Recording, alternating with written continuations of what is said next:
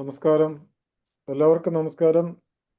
നമസ്കാരം sir. Sir, Murali sir, Biju sir, Uma ma'am. നമസ്കാരം sir. Yeah, Murali sir is there? Yes sir, നമസ്കാരം. നമസ്കാരം. അപ്പൊ നമുക്ക് തുടങ്ങാം. എല്ലാവർക്കും സ്വാഗതം. തീർച്ചയായിട്ടും 10ാം ക്ലാസ്സിന്റെ ഈ പ്രത്യേക എപ്പിസോഡിലേക്ക് എല്ലാവർക്കും സ്വാഗതം. ഇന്നത്തെ മുഖ്യ പരിശീലക Shrimati Umadevi, CBSE resource person. ഒപ്പം ചേരുന്നു മലയാളത്തിന്റെ പ്രഗത്ഭരായ അധ്യാപകർ ശ്രീ മംഗലത്ത് മുരളി, ശ്രീ മോഹൻദാസ്, അതുപോലെ നമ്മുടെ ഡയറക്ടർ ബിജു സാർ. എല്ലാ മലയാള അധ്യാപകർക്കും ഒരു നല്ല ഈവനിങ് ആശംസിച്ചുകൊണ്ട് ആമുഖത്തിനായി നമുക്ക് മുരളി സാറിനെയും മോഹൻദാസ് സാറിനെയും ക്ഷണിക്കാം. മുരളി സാർ. നമസ്കാരം സാർ. എനിക്കിന്ന് ഏറ്റവും സന്തോഷം തോന്നുന്നത് സാർ ആ ലാംഗ്വേജിന്റെ ഒരു പ്രശ്നം ആദ്യം തന്നെ ഇട്ടല്ലോ. അത് വളരെയധികം ആൾക്കാർ ഇങ്ങനെ, പ്രത്യേകിച്ച് ഗൾഫിൽ നിന്നുള്ളവര്, ഇവിടെ പിന്നെ അത് നിർബന്ധമാണ്. അപ്പൊ ആ ഒരു സ്പീച്ച് ഫസ്റ്റിൽ തന്നെ ഇട്ടതിൽ വളരെയധികം സന്തോഷം. കാരണം ഇനി ഈ വീഡിയോ കാണുന്നവർക്ക് അത് വളരെ വ്യക്തമായിട്ട് മനസ്സിലാക്കാൻ പറ്റുമല്ലോ. എന്തായാലും നമ്മൾ ഇപ്രാവശ്യം വളരെ വ്യക്തമായിട്ട് പറഞ്ഞു, നമ്മൾ വളരെ ഉഷാറായിട്ട് മുന്നോട്ട് പോകും.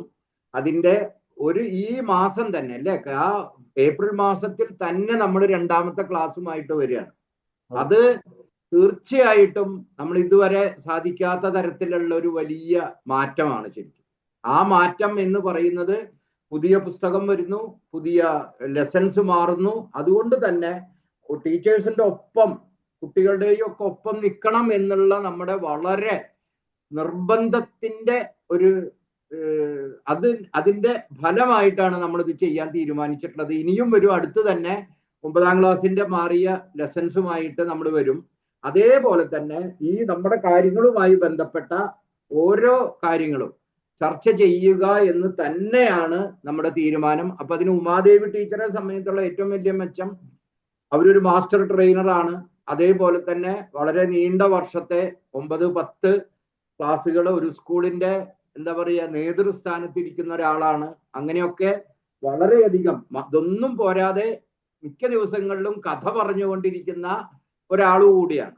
കാരണം ടീച്ചേഴ്സിന് ഏറ്റവും അത്യാവശ്യമുള്ള ഒരു കാര്യമാണ് കഥകൾ പറയാനുള്ള കഴിവും അതിനെ മറ്റുള്ളവരിലേക്ക് എത്തിക്കാനുള്ള കഴിവും. ആ അർത്ഥത്തിൽ എല്ലാം കൊണ്ടും നമുക്ക് ഏറ്റവും നല്ലൊരാളെയാണ് കിട്ടിയിട്ടുള്ളത്. ഉമാദേവി ടീച്ചർക്ക് ഈ ഒരു സെഷനിലേക്ക് വലിയ സ്വാഗതം. ടീച്ചറുടെ ക്ലാസ്സിന് വേണ്ടി കാത്തിരിക്കുകയാണ്. ടീച്ചേഴ്സ് ഒക്കെ തീർച്ചയായിട്ടും അവർക്ക് ഏറ്റവും നന്നായി അത് പ്രയോജനം ചെയ്യും എന്നുള്ള കാര്യത്തിൽ ഒരു സംശയവുമില്ല. Most welcome teacher. Okay, thank you sir. Thank you so much. നമുക്ക് മോഹൻദാസ് സാറിലേക്ക് പോകാം. സാർ, ഒരു ചെറിയൊരു ആമുഖം ത്തിനായി ക്ഷണിക്കുന്നു. സാർ ഇവിടെ ഇല്ലേ? കാണുന്നില്ലല്ലോ സാർ. സ്ട്രഗിൾ ചെയ്യണ്ട, ബാക്ക്ഗ്രൗണ്ട് മാറ്റാനുള്ള പാവം എന്താ ചെയ്യ. സർ വോയിസ് മ്യൂട്ട് ആണ് സർ. സാർ മ്യൂട്ട് അല്ല, പക്ഷെ കേൾക്കുന്നില്ല. ആണോ? ഞാൻ ചോദിച്ചു നോക്കണം. പാവം സാറ് എന്താ ചെയ്യ.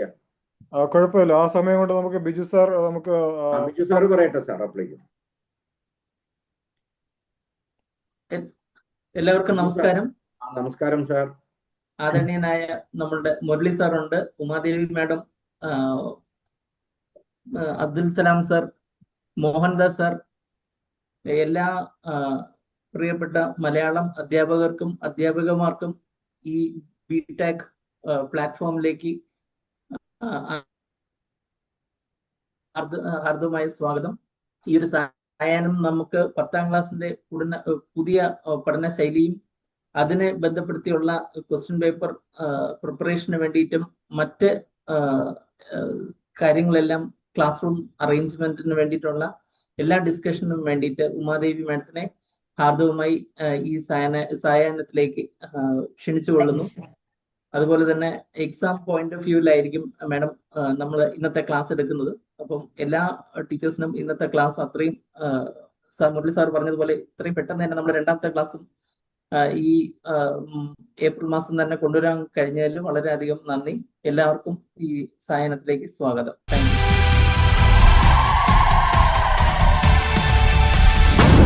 ഉമാദേവി CP. 27 വർഷത്തിലധികം നീണ്ടുനിന്ന മഹത്തായ കരിയറിൽ ഉമാദേവി CP. കേരളത്തിലെ വിദ്യാഭ്യാസ രംഗത്ത് മികവിന്റെ ഒരു ദീപസ്തംഭമായി നിലകൊള്ളുന്നു. അധ്യാപനശാസ്ത്രം, ഭാഷ, സാഹിത്യ ആവിഷ്കാരം എന്നിവയോടുള്ള അവരുടെ നിരന്തരമായ പ്രതിബദ്ധത ഒരു അധ്യാപിക, കവി എന്നീ നിലകളിൽ അവർക്ക് അംഗീകാരം നേടിക്കൊടുത്തു. കഴിഞ്ഞ 10 വർഷമായി സഹോദയ റിസോഴ്സ് പേഴ്സണായി സേവനമനുഷ്ഠിക്കുന്നു. സ്കൂളുകളിലുടനീളം സഹകരണപരമായ പഠനത്തിനും വിദ്യാഭ്യാസ പരിഷ്കാരങ്ങൾക്കും വേണ്ടി വാദിക്കുന്നു. CBSE മലയാളം ശേഷി വികസന പരിപാടിയുടെ പൈലറ്റ് പരിശീലന റിസോഴ്സ് പേഴ്സണായി സേവനമനുഷ്ഠിച്ചു. മെച്ചപ്പെട്ട ഭാഷാ പഠന രീതിശാസ്ത്രത്തിന് വഴിയൊരുക്കി. കോൺഫെഡറേഷൻ ഓഫ് കേരള സഹോദയ കോംപ്ലക്സിന്റെ റിസോഴ്സ് പേഴ്സണായി സജീവമായി പ്രവർത്തിക്കുന്നു. പാഠ്യപദ്ധതി നവീകരണത്തിലും അധ്യാപക ശാക്തീകരണത്തിലും തന്റെ വൈദഗ്ധ്യം പങ്കുവയ്ക്കുന്നു. അക്കാദമിക് സമഗ്രതയും മികവും ഉയർത്തിപ്പിടിച്ചുകൊണ്ട് തുടർച്ചയായി 5 വർഷം CBSE ബോർഡ് പരീക്ഷകളുടെ ഹെഡ് എക്സാമിനറായി നിയമിതനായി. ഊർജ്ജസ്വലയായ പ്രഭാഷകയും അവതാരകയുമായ ഉമാദേവി അക്കാദമിക് വർക്ക്ഷോപ്പുകൾ, അധ്യാപക പരിശീലന സെഷനുകൾ, സഹോദയ കോൺഫറൻസുകൾ എന്നിവയിൽ നിർണായക പങ്ക് വഹിച്ചിട്ടുണ്ട്. ചിന്തയിലെ വ്യക്തതയും പുരോഗതിയോടുള്ള സമർപ്പണവും കൊണ്ട് അധ്യാപകരെ നിരന്തരം പ്രചോദിപ്പിക്കുന്നു. ക്ലാസ് മുറിക്കപ്പുറം ഉമാദേവി CP. തന്റെ സർഗാത്മകമായ ആത്മാവിനെ കവിതയിലൂടെ അവതരിപ്പിക്കുന്നു. കരയുന്ന പാറകൾ എന്ന മലയാള കവിതാസമാഹാരത്തിന്റെ അഭിമാനകരമായ രചയിതാവാണ് അവർ. വൈകാരിക ആഴത്തിന്റെയും ഗാനരചനാ സൗന്ദര്യത്തിന്റെയും ആകർഷകമായ പര്യവേക്ഷണം. ശ്രീമതി ഉമാദേവിക്ക് ഹൃദയം നിറഞ്ഞ സ്വാഗതം.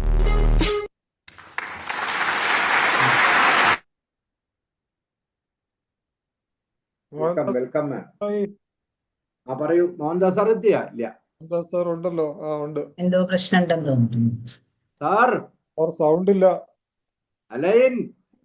അപ്പോ സാർ നമുക്ക് ഇടയ്ക്ക് നമുക്ക് സാറിനെ വിളിക്കാം അല്ലേ? കുഴപ്പമില്ല. ഉമാശ്രീ മാഡം തുടങ്ങിക്കോളൂ. Okay sir, thank U.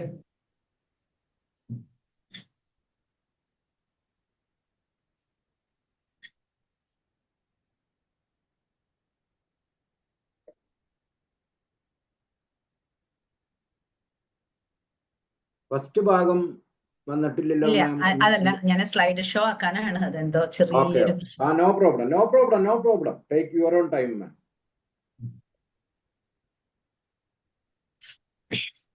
ഇപ്പൊ കാണാനുണ്ടല്ലോ അല്ലെ? യെസ്. തുടക്കം. എല്ലാവർക്കും നമസ്കാരം. നമ്മളങ്ങനെ സാധാരണഗതിയിൽ ഏപ്രിൽ എന്നൊക്കെ പറയുമ്പോൾ ഒരു വെക്കേഷൻ മൂഡാണ് എല്ലാവർക്കും. ആ വെക്കേഷനിൽ തന്നെ നമ്മൾ നമ്മുടെ പുതിയ 10ാം ക്ലാസ്സിലെ പുതുക്കിയ പാഠ്യ പദ്ധതിയുമായിട്ട് ഒന്നൊരു ബന്ധം സ്ഥാപിക്കാൻ ആരംഭിക്കുകയാണ്. പിന്നെ ഈ വർഷം ഈ സമയത്ത് നമ്മൾ ഇരിക്കുമ്പോൾ എല്ലാവരും റിസൾട്ട് ഒക്കെ വന്നിട്ടുള്ള സന്തോഷത്തിലാണ് ഇരിക്കണേ. കാരണം ഒരുവിധം സ്കൂളുകളിലൊക്കെ മലയാളത്തിന് ഒരുവിധം നല്ല മാർക്ക് കിട്ടിയിട്ടുണ്ട് എന്ന് തന്നെയാണ് ഞാൻ മനസ്സിലാക്കിയിട്ടുള്ളത്. പല ഫ്രണ്ട്സും നമ്മളോട് അത് ഷെയർ ചെയ്യലുണ്ടായി. അപ്പൊ ഇത്തവണ റിസൾട്ട് വളരെ വേഗം വന്നു. അതുകൊണ്ട് തന്നെ നമുക്ക് ഇനി അടുത്ത വർഷത്തേക്കുള്ള എന്താണ് നമ്മളുടെ ഒരുക്കങ്ങൾ നമുക്ക് ആരംഭിക്കേണ്ട സമയവും തന്നെയാണ്. പിന്നെ പോർഷൻസ് വരാൻ കുറച്ച് വൈകി. അത് എല്ലാവരുടെ ഇടയിലും ഒരു സംശയമായിരുന്നു, അയ്യോ എന്താണ് വരാത്തത് എന്നുള്ളത്. പരസ്പരം ചോദിച്ചുകൊണ്ടേയിരുന്നിരുന്നു നമ്മള്. പക്ഷെ എന്തായാലും അതിപ്പോ വന്നിരിക്കുന്നു. കുറച്ച് വൈകി. അതുകൊണ്ട് തന്നെ നമുക്ക് സാധാരണഗതിയിൽ മാർച്ച് ഫെബ്രുവരിയിൽ ക്ലാസ് തുടങ്ങിയവരുണ്ട് 10ാം ക്ലാസ്സിന്റെ. എന്തായാലും മാർച്ചിൽ തുടങ്ങിയവര് കുറച്ചു പേർക്ക് എടുക്കാൻ സാധിക്കാതെ വന്നിട്ടുണ്ട്. ചില ആളുകളൊക്കെ ഇതൊക്കെയാണ് ലെസൺ എന്നുള്ള രീതിയിൽ ചെറിയ അറിവുകളൊക്കെ അവിടുന്ന് കിട്ടിയത് വെച്ചിട്ട് കഥകളെഴുതി അതൊക്കെ അങ്ങ് തുടങ്ങിയിട്ടുണ്ട്. അപ്പൊ അത് കാരണം വലിയ പ്രശ്നമൊന്നും ഉണ്ടാവില്ല. പിന്നെ നമുക്ക് എപ്പോഴും 10 ലെസൺ ആണ് എന്നുള്ളത് കൊണ്ട് തന്നെ പോർഷൻ തീർക്കാനുള്ള ഒരു ബുദ്ധിമുട്ടൊന്നും നമുക്ക് വരാറില്ല. അപ്പൊ എന്തായാലും മുരളി സാറ് ഓരോ സെഷനുകൾക്ക് പേരിടുന്ന കാര്യത്തില് മലയാളം കഴിഞ്ഞ ദിവസം എൻ്റെ അടുത്ത് ഒരു ടീച്ചർ വിളിച്ചു ചോദിച്ചു, ആരാ ടീച്ചറെ ഇത്രയും നല്ലൊരു പേര് സജസ്റ്റ് ചെയ്തേ? ഇതിനു മുന്നിലത്തെ ക്ലാസ്സും നമ്മള് ഇതിന്റെ ആ ഒരു പരീക്ഷയ്ക്ക് മുമ്പ് നമ്മൾ ഒരെണ്ണം ചെയ്തല്ലോ മാഷെ, അതിനും ഇതുപോലൊരു പേരായിരുന്നല്ലോ.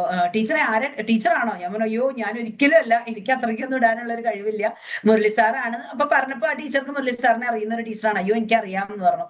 അപ്പൊ മുരളി സാറിന് ഇത്രയും നല്ലൊരു പേര് തന്നിട്ട് നല്ലൊരു തുടക്കം തന്നതിന് എന്റെ വക ഒരു പ്രത്യേക നന്ദി, പിന്നെ ഒരു അഭിനന്ദനം.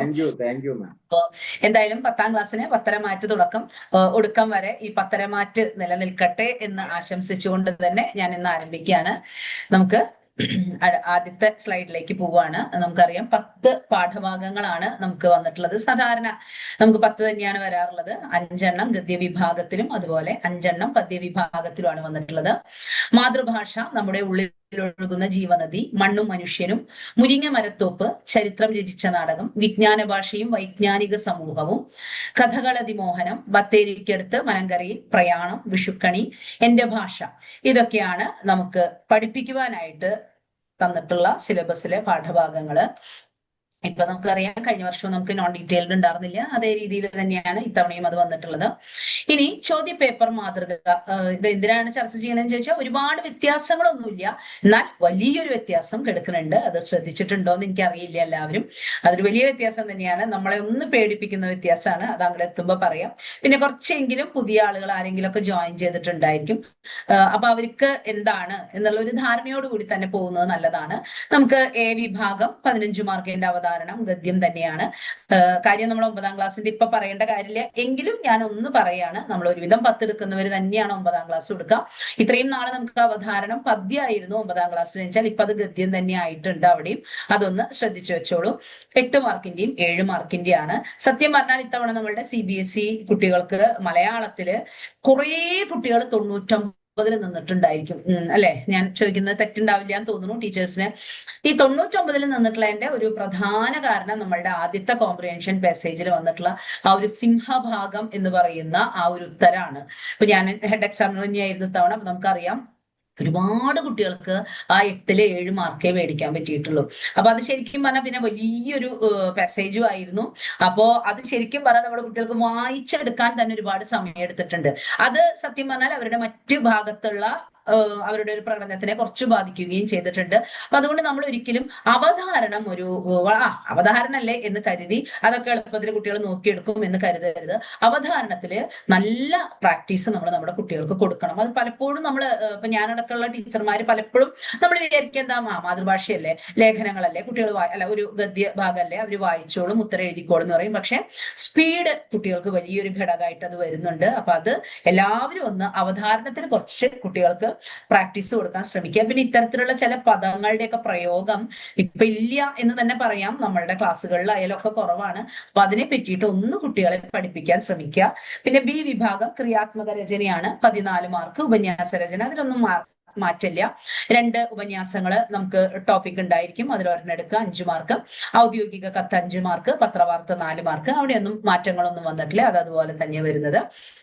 സി വിഭാഗം വ്യാകരണത്തില് എനിക്കൊരു ഒരു ചെറിയ സംശയം. എനിക്ക് എന്റെ ഈ കാണുന്നതില് എന്റെ സ്ക്രോള് മുകളിൽ വന്നിരിക്കുക, അപ്പൊ എനിക്ക് ചെറിയൊരു ബുദ്ധിമുട്ട് വരുന്നുണ്ട്. അതെന്താ, എങ്ങനെയാണത് ചെയ്യേണ്ടതെന്ന് വലിയ പിടി കിട്ടണില്ല.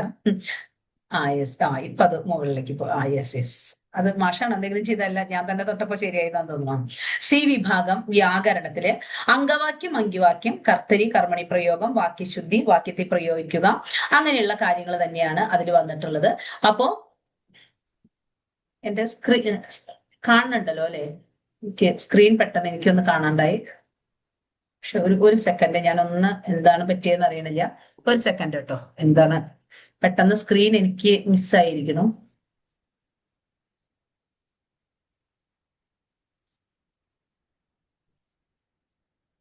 പക്ഷെ ഞാനൊന്ന് നിർത്തിയിട്ടൊന്നും കൂടി ഒന്ന് ഷെയർ ചെയ്യണം കേട്ടോ. എന്താ സംഭവിച്ചതെന്ന് അറിയണില്ല.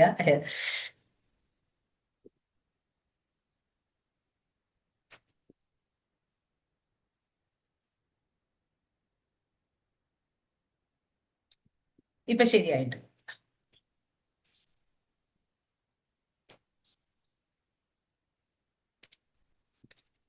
കുറച്ച് മുന്നിലേക്ക് പോയി. കാണാൻ പറ്റുന്നുണ്ടോ? കാണാൻ പറ്റുന്നുണ്ട്, പക്ഷെ അത് കുറച്ച് പുറകിലേക്ക് പോയിട്ടുണ്ട്. ഞാൻ ബാക്കിലേക്ക് വരും. ബാക്കിലേക്ക് പോട്ടെ. വരും. ശരിയായിട്ടോ. അംഗവാക്യം, അങ്കിവാക്യം, കർത്തരി, കർമ്മണി പ്രയോഗം, വാക്യശുദ്ധി, വാക്യത്തിൽ പ്രയോഗം, അതിലൊന്നും നമുക്ക് വ്യത്യാസങ്ങൾ വരുന്നില്ല. അതിന്റെ ആ ഒരു 8 മാർക്ക്. അതുപോലെ പദാവലി നിർമ്മാണം, പര്യായം, വിപരീതം, എതിർലിംഗം, നാനാർത്ഥം, പിരിച്ചെഴുതല്, അങ്ങനത്തെ കാര്യങ്ങളിലും നമുക്ക് വലിയ വ്യത്യാസങ്ങളൊന്നുമില്ല. നമുക്കത് 7 മാർക്ക് തന്നെ വരുന്നുണ്ട്. ഇനി ഡി വിഭാഗം നമുക്ക് MCQ വിഭാഗമാണ്. അവിടെയാണ് നമുക്ക് വളരെ എന്താ പറയാ ഒരു ടെൻഷൻ എടുക്കുന്ന കാര്യം എന്ന് പറഞ്ഞു കഴിഞ്ഞാൽ MCQല് ഇത്ര കാലം നമുക്ക് 24 ചോദ്യം തന്നിട്ട് അതിൽ നിന്ന് കുട്ടികൾ 18 ചോദ്യത്തിന് ഉത്തരം എഴുതിയാൽ മതിയായിരുന്നു. പക്ഷെ ഈ വർഷം നമുക്ക് ഓപ്ഷൻ ഇല്ലാതെയാണ് 18 ചോദ്യം വരാൻ പോകുന്നത്. അത് ശരിക്കും പറഞ്ഞാൽ മലയാളം ടീച്ചേഴ്സ് വളരെയധികം ശ്രദ്ധിക്കേണ്ട ഒരു മേഖലയാണ്. കാരണം നമ്മുടെ കുട്ടികൾക്ക് ഹൈ സ്കോറിലേക്ക് എത്താനും അതേപോലെ തന്നെ മാർക്ക് പോവാനും ഏറ്റവും കൂടുതൽ ഇട നൽകുന്ന ഭാഗങ്ങളിൽ ഒന്നാണ് MCQ വിഭാഗം. കാരണം 18 മാർക്കാണ് അവിടെ. ആ 18 മാർക്ക് ഇപ്പൊ സാധാരണ നമ്മൾ വാല്യുവേഷന് പോയിട്ടുള്ള എല്ലാവർക്കും അറിയാം, 9 ചോദ്യങ്ങൾക്ക് ഉത്തരം എഴുതേണ്ട 9 എണ്ണത്തിലും 2 ഉപചോദ്യങ്ങൾ വീതമാണ് 18 എണ്ണം വരിക. 18 എണ്ണം എഴുതിയാൽ മതി. ബാക്കിയുള്ളത് അവർക്ക് ഓപ്ഷനിലാണ് വെച്ചാൽ നമ്മുടെ കുട്ടികൾ എല്ലാതും എഴുതി വെക്കാറുണ്ട്. പേസെ ഹെഡ് എക്സാമിനായിട്ട് ഞങ്ങളൊക്കെ എല്ലാവരും നമ്മളുടെ ഒരു കൂട്ടായ ചർച്ചയിൽ നമ്മൾ എന്താ പറയുക വെച്ചാൽ കുട്ടികൾ 24 എണ്ണം എഴുതിയിട്ടുണ്ടെങ്കിൽ അതില് ശരിയുണ്ടെങ്കിൽ ശരി ഇട്ടോളൂ. അപ്പൊ വളരെ അപൂർവം കുട്ടികൾക്ക് ഈ 18ൽ നിന്ന് മാർക്കുകൾ പോവാൻ ഇടവരുന്നുള്ളൂ. കാരണം അവർക്ക് എല്ലാം എഴുതും. അപ്പൊ എന്തായാലും അതിലൊരു 18 എണ്ണത്തിന്റെ അടുത്ത് ഇനി വേണ്ട ഒരു 16ഓ 15ഓ ശരിയാവും. പക്ഷെ ഇനി നമുക്ക് ആ ഒരു ഓപ്ഷൻ ഇല്ല. അതുകൊണ്ട് ടീച്ചേഴ്സ് ഇനി ലെസൺ പഠിപ്പിക്കുമ്പോൾ വളരെയധികം ശ്രദ്ധ കൊടുത്തിട്ട് തന്നെ നമ്മൾ വൺ വേർഡുകളുടെ കാര്യത്തിൽ ശ്രദ്ധിക്കണം. അതായത് അത്രയും ഓരോ വരിയിലും വൺ വേർഡ് കുട്ടികൾക്ക് പഠിപ്പിക്കുന്ന രീതിയിൽ തന്നെ നമ്മൾ പോകണം. അതല്ലെങ്കിൽ നമ്മളുടെ കുട്ടികൾക്ക് അടുത്ത വർഷം മാർക്ക് കുറയാനുള്ള സാധ്യത നല്ലോണം വരുന്നുണ്ട്. ഇപ്പോ 3 ലാംഗ്വേജ് നിർബന്ധവും ഒക്കെ ആയി വരുമ്പോൾ നമ്മൾ മലയാളം വേണ്ട രീതിയിൽ തന്നെ മാർക്കിലേക്ക് കുട്ടികൾ എത്തണം. അതല്ലെങ്കിൽ നമുക്കറിയാം മലയാളം എടുക്കും കുട്ടികളില്ല എന്നല്ല, പക്ഷെ എന്നാലും അല്ലാതെ മാർക്ക് പോയാൽ അത് കുട്ടികളുടെ ഭാവിയെ ബാധിക്കും. അപ്പൊ അതുകൊണ്ട് വൺ വേർഡിന്റെ കാര്യത്തിൽ ബാക്കി ഗദ്യത്തിൽ നിന്നും അതുപോലെ പദ്യത്തിൽ നിന്നൊക്കെ 3 ചോദ്യങ്ങൾ തരുന്നു. അതൊക്കെ നമുക്ക് കൃത്യമായിട്ട് അതിൽ 4 എണ്ണം തരും. അതിൽ 3 എണ്ണത്തിന് ഉത്തരം എഴുതുക, അതിന് മാറ്റില്ല. അവിടെയും നമ്മൾ ശ്രദ്ധിക്കേണ്ട ഒരു കാര്യം, ഇക്കൊല്ലത്തെ പരീക്ഷാ പേപ്പറിലൂടെ കണ്ണോടിച്ചപ്പോൾ നിങ്ങൾക്ക് മനസ്സിലായിട്ടുണ്ടാവും, കോമ്പിറ്റൻസി ബേസ്ഡ് നമ്മൾ 2 കൊല്ലം മുമ്പ് വരെ നമ്മളെപ്പോഴും മറ്റ് സബ്ജക്റ്റിലെ ടീച്ചേഴ്സ് കോമ്പിറ്റൻസി ബേസ്ഡ് ചോദ്യമൊക്കെ ഉണ്ടാകുമ്പോൾ നമ്മളിങ്ങനെ പറയാറുണ്ട് മലയാളത്തിൽ അങ്ങനത്തെ ചോദ്യങ്ങളൊന്നും വരില്ല, മലയാളം സാധാരണ ഡയറക്റ്റ് ചോദ്യങ്ങൾ തന്നെയാണ് വരിക. അങ്ങനെ ഒരു വിശ്വാസം നമ്മുടെ ഇടയിൽ ഉണ്ടായിരുന്നു. ഇത്തവണത്തെ നമ്മളുടെ ക്വസ്റ്റ്യൻ ആൻസേഴ്സിന്റെ ചോദ്യം കണ്ടതോടുകൂടിയിട്ട് ആ വിശ്വാസം എന്തായാലും എല്ലാവർക്കും പോയിണ്ടാവും. കാരണം വളരെ കോമ്പിറ്റൻസി ബേസ്ഡിന്റെ മാക്സിമത്തിലുള്ള ചോദ്യങ്ങൾ തന്നെയാണ് വന്നിട്ടുള്ളത്. അത് ഇത്തിരി എന്താ പറയാ കുട്ടികൾക്ക് ഉത്തരം എഴുതാൻ കുറച്ചൊന്ന് ആലോചിക്കേണ്ടതായിട്ട് വന്നിരുന്നു. അപ്പൊ ഈ കോമ്പിനേഷൻ പാസേജ് വലുതും വന്നു, ഇവിടെ കോമ്പിറ്റൻസി ബേസ്ഡ് ക്വസ്റ്റ്യൻസ് കൂടി വന്നപ്പോൾ സത്യം പറഞ്ഞാൽ അത് മലയാളത്തിന്റെ മാർക്കിനെ കുറച്ചെങ്കിലും കുറവ് വന്നിട്ടുണ്ടെങ്കിൽ അതിന്റെ 2 കാരണങ്ങളാണത്. അപ്പൊ അതുകൊണ്ട് വൺ വേർഡ് എന്ന് പറയുന്ന മേഖലയിൽ ടീച്ചർമാർ വളരെയധികം ശ്രദ്ധിക്കുക. അതേപോലെ തന്നെ നമുക്ക് അവധാരണത്തിനും കുട്ടികൾക്ക് വേണ്ടത്ര ഒരു ശ്രദ്ധ കൊടുക്കുക. കുട്ടികൾക്ക് ധാരാളമായിട്ട് നമ്മൾ എന്ത് കൊടുക്കുക, വേണ്ടത്ര ഒരു കെയർ കൊടുത്ത് അതിനെ പഠിപ്പിക്കാനുള്ള ശ്രമിക്കണം. ഇനി അതുപോലെ ഉത്തരം എഴുതുമ്പോൾ നമ്മൾ ശ്രദ്ധിക്കേണ്ട കാര്യങ്ങളാണ്. പരീക്ഷ കഴിഞ്ഞത് കൊണ്ടും അല്ലെങ്കിൽ ഇപ്പോൾ പേപ്പർ വാല്യുവേഷൻ കഴിഞ്ഞതിന്റെയും വെളിച്ചത്തിലാണ് ഞാൻ ഇത്രയും പറയുന്നത്. കാരണം ഇപ്പൊ തന്നെ അത് പറഞ്ഞാൽ നിങ്ങൾ ടീച്ചേഴ്സ് തുടക്കം മുതൽ ശ്രദ്ധിക്കുക. നമ്മൾ സാധാരണ ഇപ്പൊ കഴിഞ്ഞ ഫെബ്രുവരിയിൽ ഞാനൊരു ക്ലാസ് എടുത്തിരുന്നു, നമ്മൾ എക്സാമിന് കുറച്ച് മുമ്പായിട്ട്. ആ ക്ലാസ്സിൽ ഞാൻ ഈ കാര്യങ്ങളൊക്കെ പറഞ്ഞു. പക്ഷെ എനിക്ക് തോന്നുന്നു അത് ഏറെ വൈകിപ്പോയി.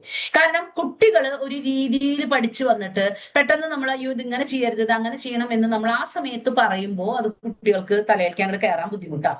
നമ്മൾ ഈ ചെയ്യുന്ന കാര്യങ്ങൾ ഒരു കാര്യം ശ്രദ്ധിക്കുക, ഒരിക്കലും 10ൽ മാത്രമായിട്ടല്ല, അത് ചെറിയ ക്ലാസ് തൊട്ട് തന്നെ അവരെ കൊണ്ട് അത് ശീലിപ്പിക്കുക. അങ്ങനെ വന്നാൽ നമുക്ക് 10ാം ക്ലാസ്സിൽ അതിനൊരു ബുദ്ധിമുട്ടില്ലാണ്ട് അത് ചെയ്തു പോകാൻ സാധിക്കും. നമ്പർ കൃത്യമായിട്ട് എഴുതുവാൻ കുട്ടികളെ ശീലിപ്പിക്കണം. പലരും അങ്ങനെ നമ്പർ തെറ്റായിട്ട് ഇടുന്നത് ഇപ്പോഴും നമ്മൾ കണ്ടുകൊണ്ടേയിരിക്കുകയാണ്. അതുപോലെ തന്നെ അവധാരണത്തിന്റെ 1ഉം 2ഉം ഉത്തരങ്ങൾ ഇടകലർത്തി എഴുതുക. ഇതൊക്കെ മാർക്ക് പോവാൻ ഇട കൊടുക്കുന്ന കാര്യങ്ങളാണ്. ഒരു അവധാരണത്തിന്റെ 1ാമത്തെ ചോദ്യം എഴുതി, 2ാമത്തെ ചോദ്യം എഴുതി, പിന്നെ 2ാമത്തെ അവധാരണത്തിന്റെ 4ാമത്തെ ചോദ്യം എഴുതുക. അതൊക്കെ വല്ലാത്ത ബുദ്ധിമുട്ട് പേപ്പർ നോക്കുന്നവരെ സംബന്ധിച്ചും വല്ലാത്ത ബുദ്ധിമുട്ടുണ്ടാക്കുന്ന കാര്യങ്ങളാണ്. അപ്പൊ നമ്മൾ ടീച്ചേഴ്സ് തന്നെ അത് കുട്ടികളോട് പറയാം. അതുപോലെ കത്ത്, പത്രവാർത്ത എന്നിവയുടെ ഘടന കൃത്യമായിട്ട് മനസ്സിലാക്കി എഴുതാം. ഇപ്പൊ എനിക്ക് തോന്നുന്നു ഇനി കത്തിനെ പറ്റിയിട്ടൊന്നും വലിയൊരു പ്രശ്നങ്ങൾ ഉണ്ടാവില്ല. ഈ പരീക്ഷ അടുക്കെ വരെ നമ്മൾ തെറ്റായ രീതിയിൽ വീണ്ടും പല ഗ്രൂപ്പുകളിലും കണ്ടിരുന്നു. പക്ഷെ ഇപ്പൊ നമ്മളുടെ കത്തിന്റെ ഘടന വന്നത്, ഐ എം വെരി സോറി, എനിക്ക് നല്ല ചുമയാണ്, എനിക്ക് ഇത്തിരി വെള്ളം ഒന്ന് കുടിക്കട്ടെ കേട്ടോ. സാരില്ല മാം.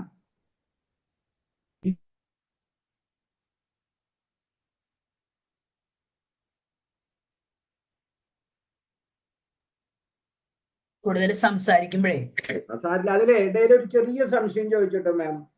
ചോദിക്കും സാർ. നമ്മുടെ അർത്ഥം വിപരീതം ഭാഗത്ത് ചോയ്സ് ഇല്ലാതല്ലേ ഇപ്രാവശ്യം വരുന്ന? ചോയ്സ് ഉണ്ടോ അവിടെ? 10 തന്നിട്ട് 7 തന്നെയാണോ? ഹലോ, കേൾക്കുന്നില്ല, മ്യൂട്ട് മാറ്റുമാണ്.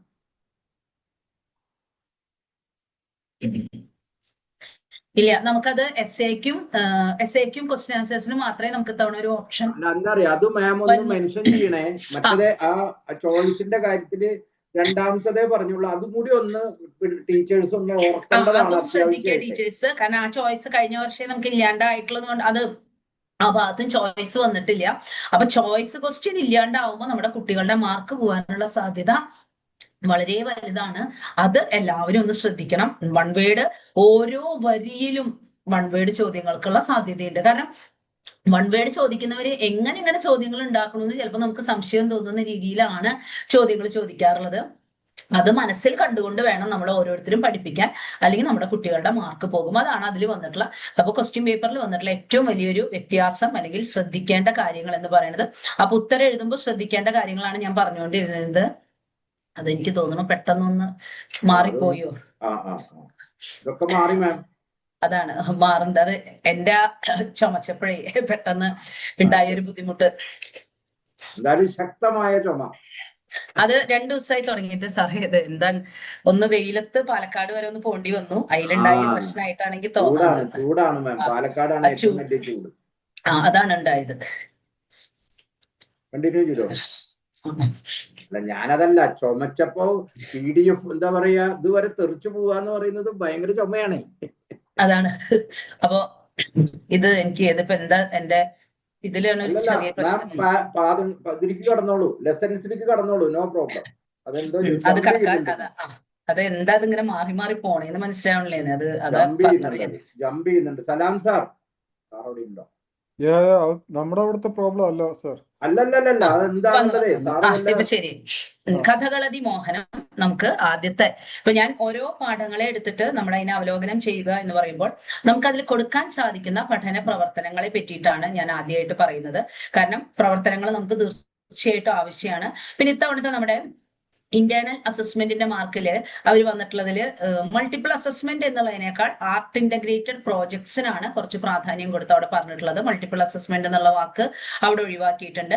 പക്ഷെ നമുക്കറിയാം എപ്പോഴും ഇപ്പോഴത്തെ പഠന രീതി എന്ന് പറയുമ്പോൾ ആക്ടിവിറ്റി ഓറിയന്റഡ് ആയിരിക്കണം. അതുകൊണ്ട് തന്നെ നമ്മളുടെ ഓരോ ലെസനോടും അനുബന്ധിച്ചിട്ട് ഏതൊക്കെയാണ് നമുക്ക് കൊടുക്കാൻ സാധിക്കുന്ന പഠന പ്രവർത്തനങ്ങൾ എന്നുള്ളതാണ്. നമുക്ക് കഥകളി മോഹനം എഴുത്തച്ഛൻ്റെയാണ് എന്നുള്ളത് കൊണ്ട് തന്നെ ഭക്തി പ്രസ്ഥാനത്തെ പറ്റിയിട്ട് അതിലെ പ്രധാന കവികൾ, കൃതികൾ, അതൊക്കെ ഇതായിട്ട് നമുക്കൊരു സെമിനാർ സംഘടിപ്പിക്കാൻ സാധിക്കും. കഥാകഥനം, മഹാഭാരത കഥ കുട്ടികൾ പറയട്ടെ. നമ്മളെപ്പോഴും ടീച്ചർമാര് പറഞ്ഞു കൊടുക്കുന്ന ഒരു രീതിയിൽ നിന്ന് മാറ്റി കുട്ടികളെ കൊണ്ട് കഥ പറയിപ്പിക്കുക. അത് അവരുടെ ഉച്ചാരണ ശുദ്ധിക്കും, അതുപോലെ തന്നെ ഒരു സഭയുടെ മുമ്പിൽ വന്നെന്ന് പറയുമ്പോൾ അതിന് യാതൊരു മടിയുമില്ലാതെ പറയുവാനും അവർക്ക് സാധിക്കും. കഥാപാത്ര നിരൂപണം, 2-3 പ്രധാന കഥാപാത്രങ്ങൾ നമ്മുടെ പദ്യഭാഗത്ത് വരുന്നുണ്ട്. അതിന്റെ നിരൂപണം കുട്ടികൾ.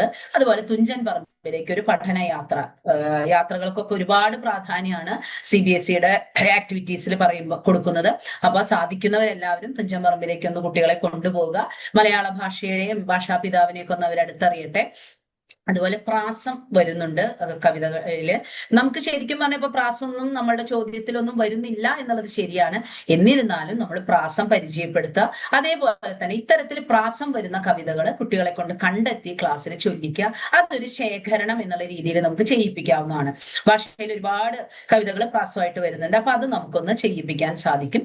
ഇനി കഴിവടിസ്ഥാനാക്കിയിട്ടുള്ള ചോദ്യങ്ങൾ എന്ന് പറയുമ്പോൾ ഇതിൽ ഞാൻ അധികം ചോദ്യങ്ങൾ കൊടുത്തിട്ടുള്ള ഒരു ചോദ്യം കൊടുത്തിട്ടുള്ളൂ. കാരണം ടെക്സ്റ്റ് ബുക്കിന്റെ പുറകിൽ അഭ്യാസത്തിൽ വന്നിട്ടുള്ള ചോദ്യങ്ങൾ എല്ലാം തന്നെ കഴിവടിസ്ഥാനമാക്കിയിട്ടുള്ള ചോദ്യങ്ങളാണ്. കാരണം നമുക്കറിയാം കേരള സിലബസിന്റെ പുസ്തകമാണ് നമ്മൾ ഫോളോ ചെയ്യുന്നത്. കേരള സിലബസിൽ കാലങ്ങളായിട്ട് ഇത് തന്നെയാണ് അതിന്റെ രീതി. അവരൊരിക്കലും ഡയറക്റ്റ് ചോദ്യം വരാറില്ല. കഴിവടിസ്ഥാനമാക്കിയിട്ടുള്ള ആ ഒരു കോമ്പിറ്റൻസി ബേസ്ഡ് ചോദ്യങ്ങൾ തന്നെയാണ് കേരള സിലബസിൽ വരുന്നത്. അതുകൊണ്ട് അതിൽ നിന്ന് വ്യത്യസ്തമായിട്ട് എനിക്ക് ഒരു ചോദ്യമൊക്കെ നിങ്ങൾക്ക് പറഞ്ഞാൽ ചിലതിലൊക്കെ 3-4 ചോദ്യങ്ങൾ കണ്ടെത്താൻ പറ്റിയിട്ടുണ്ട്. അപ്പോൾ നമ്മുടെ ഈ പദ്യത്തിന്റെ ഒക്കെ പുറകിൽ ധാരാളം അഭ്യാസത്തിൽ ചോദ്യങ്ങൾ കൊടുത്തിട്ടുണ്ട്. ആ ചോദ്യങ്ങൾ നമ്മൾ കൃത്യമായിട്ട് തന്നെ കുട്ടികളെ പഠിപ്പിക്കണം. കാരണം ഈ ഒരു ലെസനെ പറ്റി പഠിപ്പിക്കുന്ന സമയത്ത് നമ്മൾ സാധാരണ രീതിയിലുള്ള നമ്മളുടെ ഒരു ചോദ്യോത്തര മോഡലിലുള്ള ചോദ്യങ്ങൾ മാത്രം കൊടുക്കരുത്.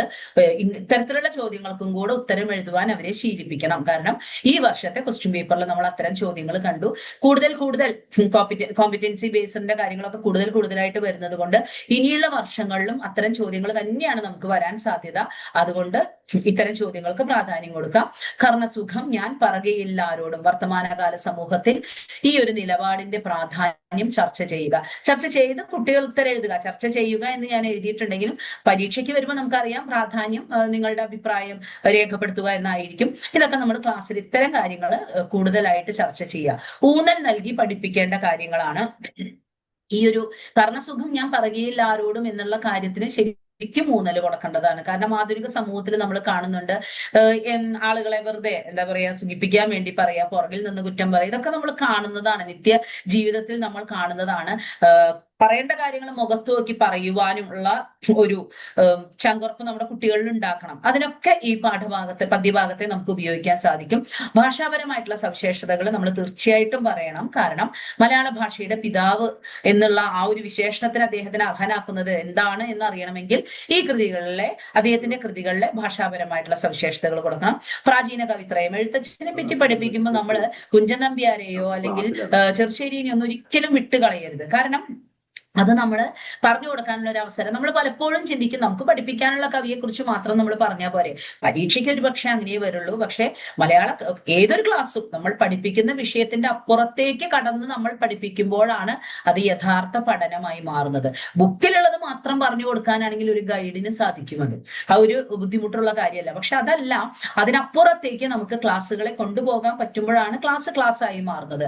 അതുകൊണ്ട് തന്നെ എഴുത്തച്ഛനെ പഠിപ്പിക്കുമ്പോൾ തീർച്ചയായും പ്രാചീന കവിത്രയത്തിന്റെ സംഭാവന നമ്മൾ പറയാൻ മറക്കരുത്.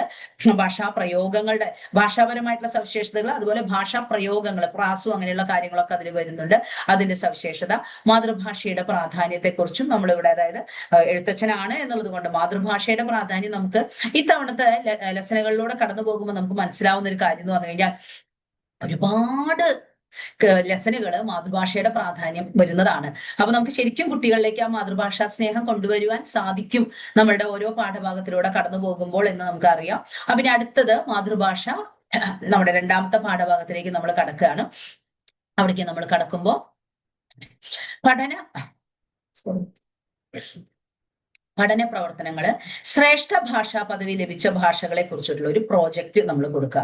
മാതൃഭാഷ നമ്മുടെ ഉള്ളിലൊഴുകുന്ന ജീവനദി എന്നാണ് അവിടെ.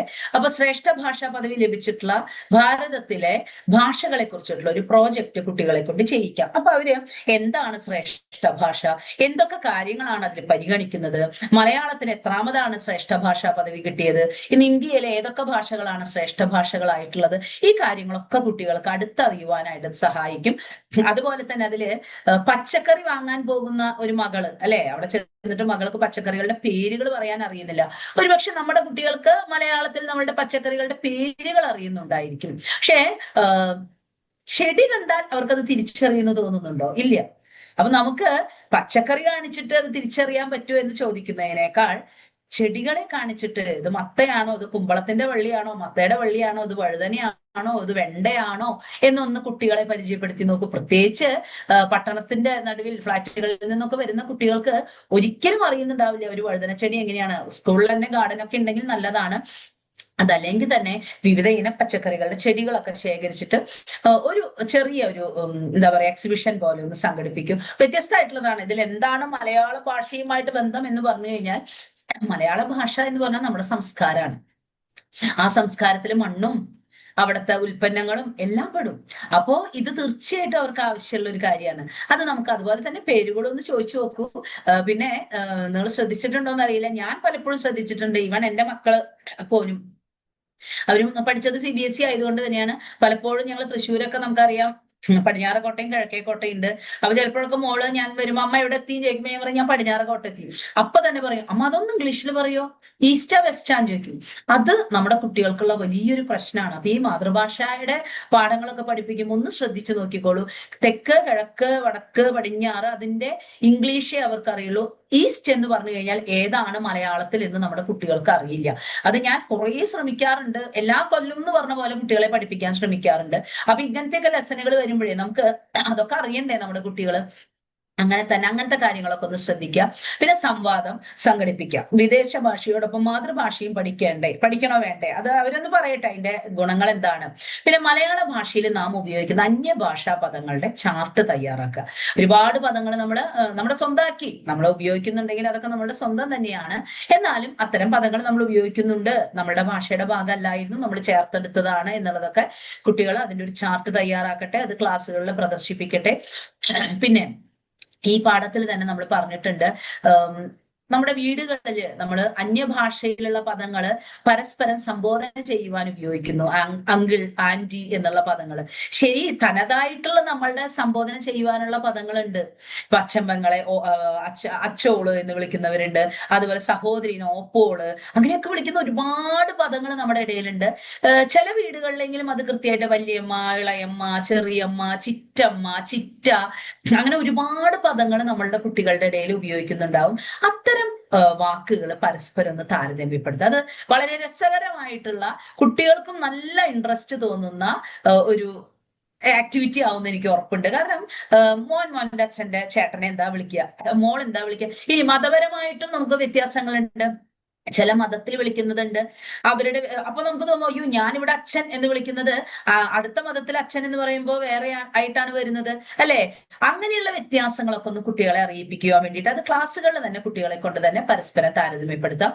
അതുപോലെ തന്നെ ഇന്ത്യൻ സംസ്ഥാനങ്ങളുടെ പേരുകൾ, അവിടുത്തെ മാതൃഭാഷകൾ പട്ടിക തിരിച്ചെഴുതിക്കുക. എല്ലാ സംസ്ഥാനങ്ങളുടെയും മാതൃഭാഷ നോക്കട്ടെ. അതുപോലെ പ്രധാന രാജ്യങ്ങൾ, അവരുടെ മാതൃഭാഷ. ഇപ്പൊ നമ്മളെ ഇന്ത്യയുടെ മാതൃഭാഷ എന്ന് നമ്മൾ ദേശീയ ഭാഷയായിട്ട് നമ്മൾ ഹിന്ദി പറയുന്നത് പോലെ രാജ്യങ്ങൾക്കുണ്ടല്ലോ ഭാഷകൾ. അപ്പൊ ഇതൊക്കെ കുട്ടികൾക്ക് ഒരു ജനറൽ അവയർനെസ് ഈ ഒരു പാഠത്തിലൂടെ നമുക്ക് കൊടുക്കാൻ സാധിക്കും. അതോടൊപ്പം നമ്മുടെ മാതൃഭാഷയ്ക്ക് കൂടുതൽ പ്രാധാന്യം കൊടുത്ത്, കാരണം എത്രമാത്രം പ്രാധാന്യമാണ് പ്രകാശ് രാജ് ആ ഒരു മാതൃഭാഷയ്ക്ക് കൊടുത്തിട്ടുള്ളത് എന്ന് നമുക്ക് ഇതിൽ ഓരോ വരിയിലും നമുക്കത് കാണാൻ സാധിക്കുന്നുണ്ട്. മുട്ടിലിഴഞ്ഞ് നടക്കുന്നത് എങ്ങനെയാണോ, എന്നെ ആരും പഠിപ്പിക്കില്ല, ഞാൻ എന്റെ ജീവിത ചക്രത്തിന്റെ ഒരു ഘട്ടത്തിൽ ഞാൻ മുട്ടിലിഴയുന്നു, കമിഴ്ന്ന് കിടക്കുന്നു, മുട്ടിലിഴയുന്നു, എഴുന്നേറ്റ് നിൽക്കുന്നു. അതുപോലെയാണ് മാതൃഭാഷ പഠിക്കേണ്ടത്. അല്ലാണ്ട് അത് പഠിക്കേണ്ടത് അങ്ങനെ അദ്ദേഹം പറയുമ്പോൾ എത്രമാത്രം നമ്മളോട് ചേർന്ന് നിൽക്കുന്നതാണ് മാതൃഭാഷ എന്ന് വരുന്നുണ്ട്. അപ്പൊ ഇത്തരം ഒരു ആക്ടിവിറ്റികളിലൂടെ എനിക്ക് തോന്നുന്നു മാതൃഭാഷയെക്കുറിച്ചും ആ ഭാഷയോട് ബന്ധിപ്പിച്ചിട്ടുള്ള നമ്മുടെ സംസ്കാരത്തെക്കുറിച്ചും നമ്മുടെ ഭക്ഷണ രീതികളെ കുറിച്ചും ഒക്കെ ഒന്ന് കുട്ടികളിലേക്ക് ഒരു ധാരണ കൊടുക്കാൻ ഈ പഠന പ്രവർത്തനങ്ങൾ സഹായിക്കും. അതുപോലെ തന്നെ മാതൃഭാഷ നേരിടുന്ന വെല്ലുവിളികൾ സെമിനാറും നമ്മൾ സംഘടിപ്പിക്കാൻ സാധിക്കുന്നതാണ്. മാം അതിലെ ആ പ്രയോഗ വിശേഷങ്ങൾ കൂടി ഒന്ന് ശ്രദ്ധിക്കാൻ പറഞ്ഞാൽ നല്ലതായിരുന്നു. അപ്പൊ ഈ മുട്ടിലഴയാന്നൊക്കെ മാം പറഞ്ഞില്ല, അതേപോലത്തെ ഇതൊക്കെ വളരെ ആ പാഠഭാഗത്ത് വളരെ ശ്രദ്ധിക്കേണ്ട കാര്യങ്ങളാണ് പ്രയോഗവിശേഷങ്ങള്. തീർച്ചയായിട്ടും സൂചിപ്പിക്കണം മാം. വളരെ നന്നായിട്ടുള്ള ഒരു പാഠഭാഗമായിട്ടാണ് അത്. വളരെ ഭംഗിയായിട്ട് ഒരു ഇത്രയും ഒരു പ്രസിദ്ധനായിട്ടുള്ള സിനിമാ നടൻ ഇത്രയും നന്നായിട്ടുള്ള ഒരു ലേഖനം എഴുതി നിൽക്കുകയാണ്. ആക്ടിവിസ്റ്റും കൂടിയാണ്. അതുപോലെ തന്നെ ഇപ്പോ കഴിവ് തെളിയിക്കുന്ന മാതൃഭാഷയെയും പെറ്റമ്മയെയും ഇവിടെ എഴുത്തുകാരൻ സാദൃശ്യപ്പെടുത്തിയിരിക്കുന്നതിന് സാങ്കത്യം വ്യക്താക്കാൻ കൊടുക്കാവുന്ന ഒരു ചോദ്യമാണ്. ഇതേ ചോദ്യം നമുക്ക് ഇവിടെ എന്റെ ഭാഷ വരുന്നുണ്ട്, അവിടെയും സാധിക്കുന്ന ഒരു ചോദ്യം തന്നെയാണ്. മുട്ടുകാലിൽ നടക്കുന്നത് പോലെ സ്വാഭാവികമായി സരളമായി ഞാനത് പഠിച്ചു. എഴുത്തുകാരൻ തന്റെ മാതൃഭാഷാ പഠനത്തെക്കുറിച്ച് ഇപ്രകാരം പ്രസ്താവിച്ചിരിക്കുന്നു: കേരളീയരായ ഭൂരിഭാഗം കുട്ടികളുടെയും ഇന്നത്തെ മാതൃഭാഷ എന്താണ് സംഭവിച്ചത്, അതിനെ ഞാൻ നോക്കണേ. ഇന്ന് എന്താ പറ്റിയെന്ന് അറിയില്ല, ഇന്ന് ആകെ ഒന്ന് മൊത്തം പ്രശ്നമാണല്ലോ. പക്ഷെ താങ്ക് യു വരെ പോയല്ലോ ദൈവമേ. വരട്ടെ സാർ, ഇതെന്താ സ്ക്രീൻ ഷെയറിങ് പോയോ? എന്താ വിൻഡോ ക്ലോസ് ആയി എന്നൊക്കെയാ കാണണേ. വെടിക്കെട്ട് ഉണ്ടാവാന്നുണ്ടെങ്കിൽ കമ്പ്യൂട്ടറിലും ഉണ്ടാവാൻ കെട്ട് പ്രശ്നങ്ങള്.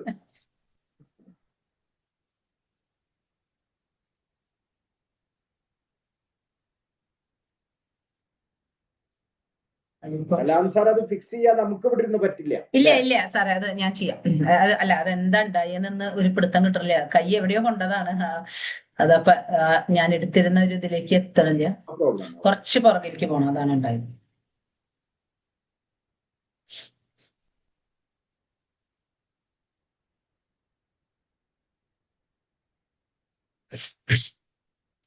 അപ്പൊ നമ്മള് ഈ ഒരു പ്രോജക്റ്റുകളാണ് ശ്രേഷ്ഠ ഭാഷാ പദവിയുടെ സ്ക്രീൻ മാറണില്ലല്ലോ.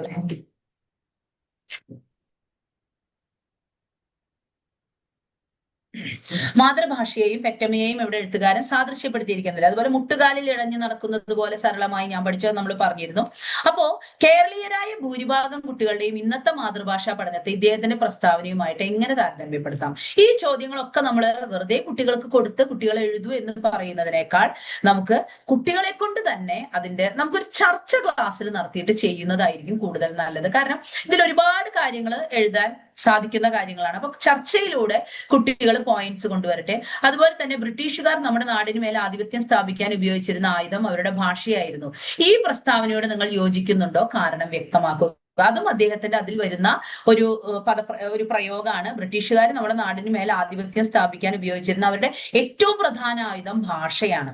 അപ്പൊ ഇതിനോട് നിങ്ങൾ യോജിക്കുന്നുണ്ടോ എന്ന് ചോദിക്കുമ്പോൾ നമുക്ക് അവിടെ തീർച്ചയായിട്ടും മിഷണറിമാരുടെ സംഭാവനകളും ഉണ്ട്. അതുപോലെ തന്നെ അവർ ആ മതപ്രചരണത്തിന് വേണ്ടിയിട്ടും ഭാഷ ഉപയോഗിച്ചതും അങ്ങനെ ഒരുപാട് കാര്യങ്ങൾ നമുക്ക് അവിടെ ചർച്ചയിൽ കൊണ്ടുവരാൻ പറ്റും. അപ്പൊ അതും നമുക്ക് കൂടുതലായിട്ട് കുട്ടികൾക്ക് പറഞ്ഞ് മനസ്സിലാക്കി കൊടുക്കാൻ സാധിക്കും. ഇനി ഊന്നൽ നൽകി പഠിപ്പിക്കേണ്ട കാര്യങ്ങളാണ് മലയാള ഭാഷ നേരിടുന്ന അവഗണന. അത് തീർച്ചയായിട്ടും നമ്മൾ കുട്ടികളോട് പറയണം. കാരണം നമ്മൾ മലയാളികളോളം മാതൃഭാഷാ സ്നേഹം ഇല്ലാത്തവര് മറ്റു സ്ഥലങ്ങളിൽ ഉണ്ടെന്ന് തോന്നുന്നില്ല. ഇതര സംസ്ഥാനക്കാരുടെ മാതൃഭാഷാ സ്നേഹം, ഭാഷകൾ ഇടകലർത്തി സംസാരിക്കുന്ന തെറ്റായ രീതി. നമ്മളുടെ ഇപ്പോഴത്തെ ഒരു ധാരണ എന്ന് പറഞ്ഞു കഴിഞ്ഞാൽ ശുദ്ധമായ മലയാളം പറഞ്ഞാൽ അതെന്തോ ഒരു മോശക്കേടാണ്. ഞാൻ കുറച്ചൊക്കെ എന്റെ ഭാഷയിൽ കുറച്ച് ഇംഗ്ലീഷൊക്കെ കലർത്തി പറഞ്ഞാൽ ഞാൻ എന്തോ ഒത്തിരി ഹൈ സ്റ്റാൻഡേർഡ് ആണെന്ന് മറ്റുള്ളവർക്ക് തോന്നും എന്നൊക്കെയുള്ള ഒരു ധാരണ നമ്മുടെ ഇടയിലുണ്ട്. അതുപോലെ തന്നെ മലയാളം മംഗ്ലീഷായി എഴുതുന്നതുകൊണ്ടുണ്ടാകുന്ന അപകടം. ധാരാളമായിട്ട് നമ്മുടെ കുട്ടികൾ ഇപ്പം മലയാളം എഴുതുന്നില്ല. കുട്ടികളുടെ കയ്യിൽ നിന്നൊക്കെ ചിലപ്പോഴെങ്കിലൊക്കെ നമ്മൾ ടീച്ചർമാരാണ് പിള്ളേരെ കയ്യിൽ നിന്നൊക്കെ എഴുത്തൊക്കെ പിടിക്കാറുണ്ട്. നമ്മൾ ടീച്ചർമാർക്ക് അത് വായിക്കാൻ ഭയങ്കര ബുദ്ധിമുട്ടാണ്. കാരണം പിള്ളേരങ്ങ് മംഗ്ലീഷിൽ നിറച്ചെഴുതാണ്. അവിടെ അവരുടെ ഇംഗ്ലീഷും നഷ്ടപ്പെടുന്നു, മലയാളവും നഷ്ടപ്പെടുന്നു. രണ്ടും ഇല്ലാത്തൊരവസ്ഥയാണ്. അപ്പൊ അത് അങ്ങനെ തന്നെ നമുക്ക് അവരെ പറഞ്ഞ് മനസ്സിലാക്കാൻ സാധിക്കും. അതുപോലെ തന്നെ നമ്മുടെ കുട്ടികൾ അറിയാതെയും പരിചയപ്പെടാതെയും പോകുന്ന ഭാഷാ കൃതികൾ, മലയാളത്തിലുള്ള പ്രസിദ്ധമായിട്ടുള്ള കൃതികളോ എഴുത്തുകാരെയോ ഒന്നും അവർക്ക് അറിയുന്നില്ല. അപ്പൊ ഇതൊക്കെ നമ്മൾ ഊന്നൽ കൊടുത്ത് തന്നെ ഇവിടെ പഠിപ്പിക്കണം. അതുപോലെ തന്നെ NEP മാതൃഭാഷയ്ക്ക് നൽകുന്ന പ്രാധാന്യം. ഇപ്പൊ നമ്മൾ ഇതൊക്കെ പറയുമ്പോൾ അവർക്ക് തോന്നും, ഓ ഈ മിസ് മലയാളം ടീച്ചർ ആയതുകൊണ്ടാണ് ഇങ്ങനെ മാതൃഭാഷയ്ക്ക് പ്രാധാന്യം എന്ന് പറയുന്നത് എന്നൊക്കെ തോന്നും. പക്ഷെ NEPയും മാതൃഭാഷയ്ക്ക് പ്രാധാന്യം കൊടുത്തിട്ടുണ്ട് എന്നുള്ള കാര്യം നമ്മൾ എടുത്തു പറയാം. അപ്പൊ അവർക്ക് തോന്നും, അപ്പൊ മോശമല്ലല്ലോ, അപ്പൊ മാതൃഭാഷയ്ക്ക് എന്തോ പ്രാധാന്യം ഉണ്ട് അല്ലേ എന്നുള്ള ഒരു ധാരണ അവരുടെ ഉള്ളിൽ വരും. കാരണം ഇപ്പൊ നമ്മുടെ കുട്ടികൾ നോക്കിക്കോളൂ, മലയാളം 10 കഴിഞ്ഞു കഴിഞ്ഞാൽ പിന്നെ അവർക്ക് ആവശ്യമില്ല എന്നുള്ള ധാരണ അവർക്കുണ്ട്. 10 വരെ പഠിക്കേണ്ട ഒരു സബ്ജക്റ്റാണ്. സബ്ജക്റ്റിനെ അവർ ഇഷ്ടപ്പെടുന്നുണ്ട് ഇല്ല എന്ന് നമുക്ക് പറയാൻ പറ്റില്ല. സബ്ജക്റ്റിനെ നല്ല ഇഷ്ടമാണ്, മലയാള ഭാഷയോട് അവർക്ക് നല്ല ഇഷ്ടമുണ്ട്. പക്ഷേ അവരെപ്പോഴും അവരുടെ ഒരു ചിന്ത എന്താണെന്ന് വെച്ചാൽ 10 കഴിഞ്ഞാൽ എനിക്ക് പിന്നെ ഇത് പഠിക്കേണ്ട ആവശ്യമില്ലല്ലോ എന്നുള്ള രീതിയിലാണ് അവർ പഠിക്കണത്. വായനയില്ല, പത്രമാധ്യമങ്ങൾ വായിക്കുന്നില്ല, അതുപോലെ തന്നെ പുസ്തകങ്ങൾ വായിക്കുന്നില്ല. അപ്പൊ ഇങ്ങനത്തെ പാഠഭാഗം വരുമ്പോഴാണ് നമ്മൾ വായിക്കേണ്ടതായിട്ടുള്ള കൃതികളൊക്കെ കുട്ടികളെ ഒന്ന് പരിചയപ്പെടുത്താൻ ശ്രമിക്കേണ്ടത്. ഇനി അതുപോലെ തന്നെ ഒരു മിനിറ്റ് ടീച്ചർ, അവിടെ കുറെ കൂടി നമ്മളും കൂടി കുറച്ച് പ്രാക്ടിക്കൽ ആവണം മാം. കാരണം പിള്ളേര് അവരുടേതായിട്ട് ഒരു ലോകത്താണ് ജീവിക്കുന്നത്. അപ്പൊ നമ്മൾ എന്ത് ചെയ്യണം? ഒറ്റയടിക്ക് അത് പറഞ്ഞാൽ ചിലപ്പോ അവർക്ക് അത് പറ്റണം എന്നില്ല. കുട്ടികളെ സംബന്ധിച്ചിടത്തോളം അവർക്ക് ചുറ്റുമുള്ള ഒരു ലോകം നിന്ന് വേണം നമുക്ക് അവരിങ്ങോട്ട് കൊണ്ടുവരാനേ. തീർച്ചയായിട്ടും ക്രിയേറ്റീവായിട്ട് നമ്മൾ ഞാനത് ജസ്റ്റ് സൂചിപ്പിച്ചു ഉള്ളൂ, മാമിനെ ഡിസ്റ്റർബ് ചെയ്യല്ല. അല്ലല്ല, ശരിയാണ് സാറേ അത്. കാരണം നമുക്ക് ആ വായന കുട്ടികളിലേക്ക് കൊള്ളിക്കാൻ 10ൽ പഠിപ്പിക്കുന്ന ഒരു ടീച്ചറെ കൊണ്ട് മുഴുവൻ സാധിക്കില്ല. അതിനാണ് ഞാൻ പറഞ്ഞത്, നമ്മൾ ഇവിടെ കാണുന്ന എന്തും നമ്മള് ഒരുവിധം 10ലൊക്കെ പഠിപ്പിക്കുന്ന ടീച്ചർമാരെന്ന് പറയുമ്പോൾ അവിടുത്തെ സീനിയർ ടീച്ചേഴ്സ് ആയിരിക്കും, ഹെഡ് ഓഫ് ദി ഡിപ്പാർട്ട്മെന്റ് ആയിരിക്കും. അപ്പൊ അതുകൊണ്ട് ചെറിയ ക്ലാസ്സിൽ നിന്ന് തന്നെ നമ്മളിത് കൊണ്ടുവരണം. എങ്കിൽ മാത്രമേ ഇവിടേക്ക് വരുമ്പോ, അല്ലാണ്ട് 10ൽ വന്നിട്ട് നമുക്ക് എല്ലാം കൂടെ അവിടെ ഉണ്ടാക്കാൻ സാധിക്കില്ല. പക്ഷെ നമുക്ക് തന്നിട്ടുള്ള പാഠങ്ങള് ഇത്തരം പ്രവർത്തനങ്ങളും ഇത്തരം ഒരു ചിന്താഗതിയും കുട്ടികളിൽ ഉണ്ടാക്കാൻ സാധ്യമായിട്ടുള്ള പാഠഭാഗങ്ങളാണ് എന്നുള്ളത് കൊണ്ട് അതിലേക്ക് ശ്രദ്ധ കൊടുക്കുക. അതാണ്. ഇനി മണ്ണും മനുഷ്യനുമാണ് പഠന പ്രവർത്തനങ്ങളായിട്ട് ഞാൻ പറഞ്ഞിട്ടുള്ളത്. മലയാള ചെറുകഥാ സാഹിത്യത്തിന്റെ വളർച്ചയുടെ ഘട്ടങ്ങൾ, പ്രധാന എഴുത്തുകാർ, കൃതികൾ എന്നിവ കോർത്തിണക്കി ഒരു പ്രശ്നോത്തരി സംഘടിപ്പിക്കുക. അപ്പൊ എന്തിനാണ് ക്വിസ് എന്ന് ചോദിച്ചാൽ, കുറച്ച് ചോദ്യങ്ങളും ഉത്തരങ്ങളും അവർ പഠിക്കട്ടെ, നമുക്ക് കൊടുക്കാം. നല്ല അങ്ങനെ ബന്ധിപ്പിച്ചു വരുന്ന രീതിയിലുള്ള ആദ്യത്തെ ചെറുകഥ ഏതാണ്, അങ്ങനെയുള്ള കാര്യങ്ങൾ. അതുപോലെ ആദ്യകാലത്തെ ചെറുകഥാകാരന്മാർ ഏതാണ്, ഇപ്പോഴത്തെ ആളുകൾ ആരൊക്കെയാണ്, ഇതൊന്നും കുഞ്ഞുങ്ങൾക്ക് അറിയണില്ല. അപ്പോ അതൊക്കെ ഉൾപ്പെടുത്തിയിട്ട് നമ്മൾ തന്നെ ക്വസ്റ്റ്യൻ ഒക്കെ കൊടുത്ത് കുറച്ചെണ്ണം അവർ പഠിച്ചോട്ടെ. ചിലപ്പോഴൊക്കെ നമ്മൾ അങ്ങനെ കൊടുത്ത് പഠിപ്പിച്ചുകൊണ്ട് എന്താവാന, കുറെയൊക്കെ കൊടുത്ത് പഠിപ്പിച്ചാലും ആകും. കുറച്ച് ചെറുകഥാകാരന്മാരുടെ പേരുകളെങ്കിലും അവരുടെ തലയിൽ നിൽക്കലോ. ഇപ്പൊ നമ്മൾ ചട്ടമ്പി സ്വാമി പഠിപ്പിച്ചിരുന്ന സമയത്ത് പല ടീച്ചർമാരും പറഞ്ഞു കേട്ടിട്ടുണ്ട്, അയ്യോ എന്തിനാണത്, ആ പുസ്തകം ഒന്ന് മാറ്റിക്കൂടെ. പക്ഷെ ഞാൻ ആലോചിച്ചു സംബന്ധിച്ചിടത്തോളം ഇപ്പൊ കഴിഞ്ഞ ദിവസം ചട്ടമ്പി സ്വാമിയുടെ ദിനം പറയുമ്പോ നമ്മുടെ കുട്ടികൾക്ക് അത് കേൾക്കുമ്പോ ഓ അദ്ദേഹം ആരാണെന്നുള്ള ഒരു ധാരണ ഉണ്ടായല്ലോ. അത്രേ ഉള്ളൂ. അല്ലാതെ മുഴുവൻ അവർക്ക് അറിഞ്ഞു എന്നല്ല. ഒരു നവോത്ഥാന നായകരുണ്ടായിരുന്നു. ഇങ്ങനെ ചട്ടമ്പി എന്ന് പറഞ്ഞു കഴിഞ്ഞാൽ ചട്ടമ്പി അല്ല, ഇതൊരു സ്വാമികളുടെയാണ്, അത് ഇന്നതാണ് അർത്ഥാക്കുന്നത് എന്നൊക്കെ അവർക്ക് മനസ്സിലാക്കാൻ സാധിച്ചു. വിവേകാനന്ദ സ്വാമികളുടെ പുസ്തകം പഠിപ്പിച്ചിട്ട് കുറച്ചു കുട്ടികളെങ്കിലും വിവേകാനന്ദ സ്വാമി അല്ലെങ്കിൽ യുവജന ദിനം എന്നൊക്കെ പറയുമ്പോൾ എന്താണെന്ന് മനസ്സിലാക്കാൻ പറ്റി. അപ്പൊ ഓരോ ലെസനുകളിലൂടെയും അതിന്റെ ആഴത്തിലേക്ക് കുറച്ച് നമ്മൾ പോവുകയാണെങ്കിൽ കുറച്ചൊക്കെ ഒരു ധാരണ. പിന്നെ ഒരു ക്ലാസ്സിൽ 30 കുട്ടികളുണ്ടെങ്കിൽ നമ്മൾ ഈ പറയുന്ന മാറ്റങ്ങളോ അല്ലെങ്കിൽ ഈ പറയുന്ന പഠന പ്രവർത്തനങ്ങളിലൂടെയോ ഊന്നൽ കൊടുത്ത് പഠിപ്പിക്കുന്ന മേഖലകളിലൂടെ 30 പേരിലും ഒന്നും നമുക്ക് മാറ്റം ഉണ്ടാക്കാൻ സാധിച്ചു എന്ന് വരില്ല. ഒരു 20 കുട്ടികൾ പോട്ടെ, ഒരു 15 കുട്ടികളിൽ മാറ്റം ഉണ്ടാക്കിയാൽ അതാണ് നമ്മുടെ വിജയം.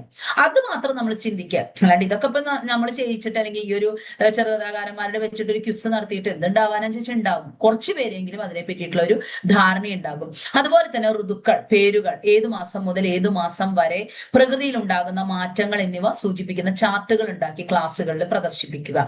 കാരണം നമുക്കിപ്പോ അവരോട് ചോദിച്ചു കഴിഞ്ഞാൽ സ്പ്രിംഗ് ആണ്, അങ്ങനെയുള്ള സീസണുകൾ അവർ റെയിനി സീസൺ, വിന്റർ സീസൺ അല്ലെങ്കിൽ സമ്മർ സീസൺ എന്നൊക്കെ പറയും. ഈ പറഞ്ഞ പോലെ നമ്മൾ ദിക്കുകൾ പറയാൻ അറിയാത്തതുപോലെ തന്നെ ഇതിന്റെയൊക്കെ ഒരു മലയാള പദം എന്താണെന്ന് ചോദിച്ചു കഴിഞ്ഞാൽ ചിലപ്പോൾ കുട്ടികൾക്ക് അറിഞ്ഞു എന്ന് വരില്ല. അത് ഏത് മാസം തൊട്ട് ഏത് മാസം വരെയാണ് ഇന്ന കാലഘട്ടം വരുന്നത്, അതൊക്കെ ഒന്ന് എഴുതി ക്ലാസ്സുകളിൽ പ്രദർശിപ്പിക്കുക. ഇതൊക്കെ എന്തിനാ പ്രദർശിപ്പിക്കണമെന്ന് വെച്ചാൽ നിത്യേന കാണുമ്പോൾ കുറെ കഴിയുമ്പോൾ അത് അവരുടെ തലച്ചോറിൽ ഉറച്ചോളും. അല്ലാണ്ട് ഒരിക്കൽ ചെയ്യിച്ചു അത് ഉപേക്ഷിക്കാന്നല്ല. സാധ്യമായ പ്രവർത്തനങ്ങൾ ചാർട്ടുകളിൽ ചെയ്യിക്കുന്നത് കുട്ടികൾ കാണാൻ സാധിക്കുന്ന രീതിയിൽ ക്ലാസ് മുറികളിലോ വരാന്തകളിലോ നമ്മൾ പ്രദർശിപ്പിച്ചു കഴിഞ്ഞാല് നിത്യേന അത് കണ്ട് കണ്ട് കണ്ട് കണ്ട് അത് അവരുടെ തലയിൽ ഉറക്കും. അപ്പൊ അതൊക്കെ നമ്മൾ ശ്രദ്ധിക്കുക. അതുപോലെ തന്നെ പ്രകൃതി സൗന്ദര്യത്തെ വർണ്ണിക്കുന്ന മലയാള കവിതകള് നമ്മളൊന്ന് ശേഖരിപ്പിക്കുക, അവരെ കുട്ടികളെ കൊണ്ട് ശേഖരിപ്പിക്കുക. ഇതിനൊക്കെ നമ്മളുടെ സഹായം വേണ്ടിവരും, ചെയ്യുക. പിന്നെ ഇപ്പൊ നമുക്കറിയാം ഗൂഗിളും അതൊക്കെ ഉള്ളതുകൊണ്ട് കുറെയൊക്കെ അവരങ്ങനെ ചെയ്യും. പിന്നെ സാധിക്കുമെങ്കിൽ ഇങ്ങനെയൊക്കെ ചില വർക്കുകൾ കൊടുക്കുന്ന സമയത്ത് നമ്മുടെ ലൈബ്രറികളിലേക്ക് നമ്മൾ തന്നെ കുട്ടികളെ കൊണ്ടുപോയിട്ടേ അവിടെ ഒരുപാട് റെഫറൻസ് പുസ്തകങ്ങൾ മലയാളത്തിന്റെ ഉണ്ടായിരിക്കും. അതൊക്കെ ഒന്ന് എടുത്തു കൊടുത്ത് അവരത് കൂടെയൊക്കെ ഒന്ന് പോട്ടെ. എല്ലാം അവര് ഗൂഗിളിൽ സെർച്ച് ചെയ്തെടുക്കുന്നതിനേക്കാൾ പുസ്തകങ്ങളിൽ നിന്നും റെഫർ ചെയ്യുവാനായിട്ട് കുട്ടികളെ ഒന്ന് ശ്രമിപ്പിക്കുക കേട്ടോ. അതുപോലെ പ്രാധാന്യം കൊടുക്കേണ്ട മേഖലകൾ എന്ന് പറഞ്ഞു കഴിഞ്ഞാൽ മലയാള ചെറുകഥാ സാഹിത്യം അധികം അവർക്ക് അത്രയൊന്നും അവർ അതിലൂടെ പോയിട്ടുണ്ടാവില്ല, അത് നമ്മൾ പഠിപ്പിക്കുക. അതുപോലെ തന്നെ പ്രധാന ചെറുകഥാകൃത്തുകള് മലയാളത്തിലെ ഏറ്റവും പ്രസിദ്ധമായിട്ടുള്ള ചെറുകഥകളെ, വെള്ളപ്പൊക്കത്തിലായിക്കോട്ടെ, നെയ്പ്പായസത്തിൽ, അങ്ങനെ ഒരുപാടുണ്ടല്ലോ നമ്മുടെ ചെറുകഥകള്. അവർ വായിച്ചിരിക്കേണ്ട ചെറുകഥകള്. ഒരു നോവൽ ഒരു കുട്ടിയെ കൊണ്ട് വായിപ്പിക്കുന്നതിനേക്കാൾ എളുപ്പമല്ലേ നമുക്കൊരു ചെറുകഥ വായിപ്പിക്കാൻ. ഇപ്പൊ തകഴിയുടെ കയറെന്തായാലും ഓഫ് കോഴ്സ് അത്ര എളുപ്പമല്ല. ഇനി പേടിപ്പടികളായിക്കോട്ടെ, തകഴിയുടെ ആ ഒരു ഇത് വായിപ്പിക്കുന്നതിനേക്കാൾ വെള്ളപ്പൊക്കത്തിൽ നിന്നുള്ള ഒരു കഥ ഒന്ന് വായിപ്പിച്ചു നോക്കൂ. അപ്പൊ തകഴി അവരറിഞ്ഞില്ലേ. ഇനിയിപ്പോ മാധവിക്കുട്ടിയുടെ നിർമാതളം പൂത്തകാലം വായിപ്പിക്കണമെന്നില്ല, നെയ്പായസം ഒന്ന് വായിപ്പിച്ചു നോക്കൂ. അങ്ങനെ നമുക്ക് നമ്മുടെ എഴുത്തുകാരുടെ OV വിജയന്റെ ഖസാക്കിന്റെ ഇതിഹാസം വായിപ്പിക്കാൻ എളുപ്പമാവില്ല, കടൽ തീരത്ത് വായിപ്പിക്കാലോ. അങ്ങനെ പ്രസിദ്ധമായിട്ടുള്ള ചെറുകഥകൾ നമ്മളൊന്ന് പരിചയപ്പെടുത്തുക, അതൊന്ന് വായിപ്പിക്കാൻ അവരെ പ്രേരിപ്പിക്കുക. കുറച്ചു കുട്ടികളെങ്കിലും വായിക്കട്ടെ, അങ്ങനെ അവരറിയട്ടെ. അതുപോലെ തന്നെ വിദേശ പഠനത്തിനും വിദേശ ജോലിക്കും പുറകിൽ പായുന്ന യുവതലമുറ, അത് നമ്മൾ സ്ട്രെസ് കൊടുത്തൊന്ന് പഠിപ്പിക്കേണ്ടതാണ്. ചോദ്യങ്ങൾ തിരിച്ചുണ്ടായിരിക്കും. ഇവിടെ ജോലിക്ക് സാധ്യതകൾ കുറവല്ലേ, അതുകൊണ്ടല്ലേ ഞങ്ങൾ പോകുന്നത്. അതൊക്കെ ശരിയാണ്, ഇല്ല എന്നൊന്നും നമ്മൾ പറയണ്ട.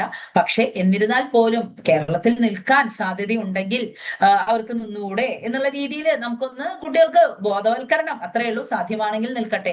കാർഷിക സംസ്കാരത്തിൽ നിന്ന് അകന്നു മാറുന്ന യുവത, അത് വളരെ ഇപ്പൊ നമ്മൾ ആ ഒരു പച്ചക്കറികളുടെ ഇലകൾ കാണിച്ചാൽ അവർക്കൊന്നും അറിയില്ല എന്ന് പറഞ്ഞതുപോലെ തന്നെയാണ് കാർഷിക സംസ്കാരത്തിൽ നിന്ന് വളരെയധികം, എന്നാൽ വളരെ അപൂർവം കുട്ടികള് എഞ്ചിനീയറിംഗ് കഴിഞ്ഞിട്ട് പാട്ടത്തിനെടുത്തിട്ട് കൃഷി ചെയ്ത് വിജയിച്ചിട്ടുള്ള കുട്ടികളെ പറ്റിയിട്ടുള്ള ലേഖനങ്ങളൊക്കെ നമ്മൾ കാണാറുണ്ട്. അങ്ങനെയൊക്കെയുള്ളത് കുട്ടികൾക്കൊന്ന് പരിചയപ്പെടുത്തി കൊടുക്കുന്നതും നല്ലതാണ്. ഏറി വരുന്ന വൃദ്ധസദനങ്ങൾ, കഴിഞ്ഞ വർഷമാണെങ്കിൽ നമുക്ക് അമ്മത്തൊട്ടില് എന്ന് പറയുന്ന ഒരു കവിത ഉണ്ടായിരുന്നു, അതിലൂടെ നമ്മൾ അത് പറഞ്ഞു കൊടുത്തിട്ടുണ്ട്. ഈ വർഷം അതില്ലെങ്കിലും ഇവിടെ നമുക്കറിയാം അമേരിക്കയിലുള്ള മക്കളൊക്കെ വരും, നാട്ടിൽ കാത്തിരിക്കുകയാണ് അവരെ. ഒരു വീടും കെട്ടി, ഭാര്യ മരിച്ചു എന്നാലും സാരില്ല, എന്റെ വാർദ്ധക്യകാലത്തെ ജീവിതം, ഒരുപാട് സമ്പത്തിന്റെ നടുവിൽ നിൽക്കുന്ന വ്യക്തി കാത്തിരിക്കുന്നത് എന്തിനാണ്? മക്കളും പേരക്കുട്ടികളൊക്കെ ആയിട്ട് നാട്ടിൻ പുറത്തിന്റെ സ്വസ്ഥതയിൽ ജീവിക്കാമെന്ന് കരുതി കാത്തിരിക്കുമ്പോൾ ഞങ്ങൾ അമേരിക്കയിലെ വിവാഹമൊക്കെ കഴിച്ചു, ഞങ്ങൾ ഇനി നാട്ടിലേക്ക് വരുന്നില്ല എന്ന് പറയുമ്പോഴത്തെ ആ ഒരു തകർന്നു പോകുന്ന ഒരു വൃദ്ധനാണ്. ഇത് ഇന്ന് കേരളത്തില് നമ്മൾ വളരെയധികം ശ്രദ്ധിച്ചു കുട്ടികൾക്ക് പറഞ്ഞു കൊടുക്കേണ്ട കാര്യമാണ്. കാരണം നമ്മുടെ തെക്കൻ കേരളത്തിലേക്കൊക്കെ പോയി കഴിഞ്ഞാൽ ഒരുവിധം വീടുകളിൽ വൃദ്ധര് മാത്രമായി തീരുന്ന ഒരു അവസ്ഥയിലേക്ക് വന്നിട്ടുണ്ട്. അതൊക്കെ കുട്ടികളെ പറഞ്ഞ് മനസ്സിലാക്കുക.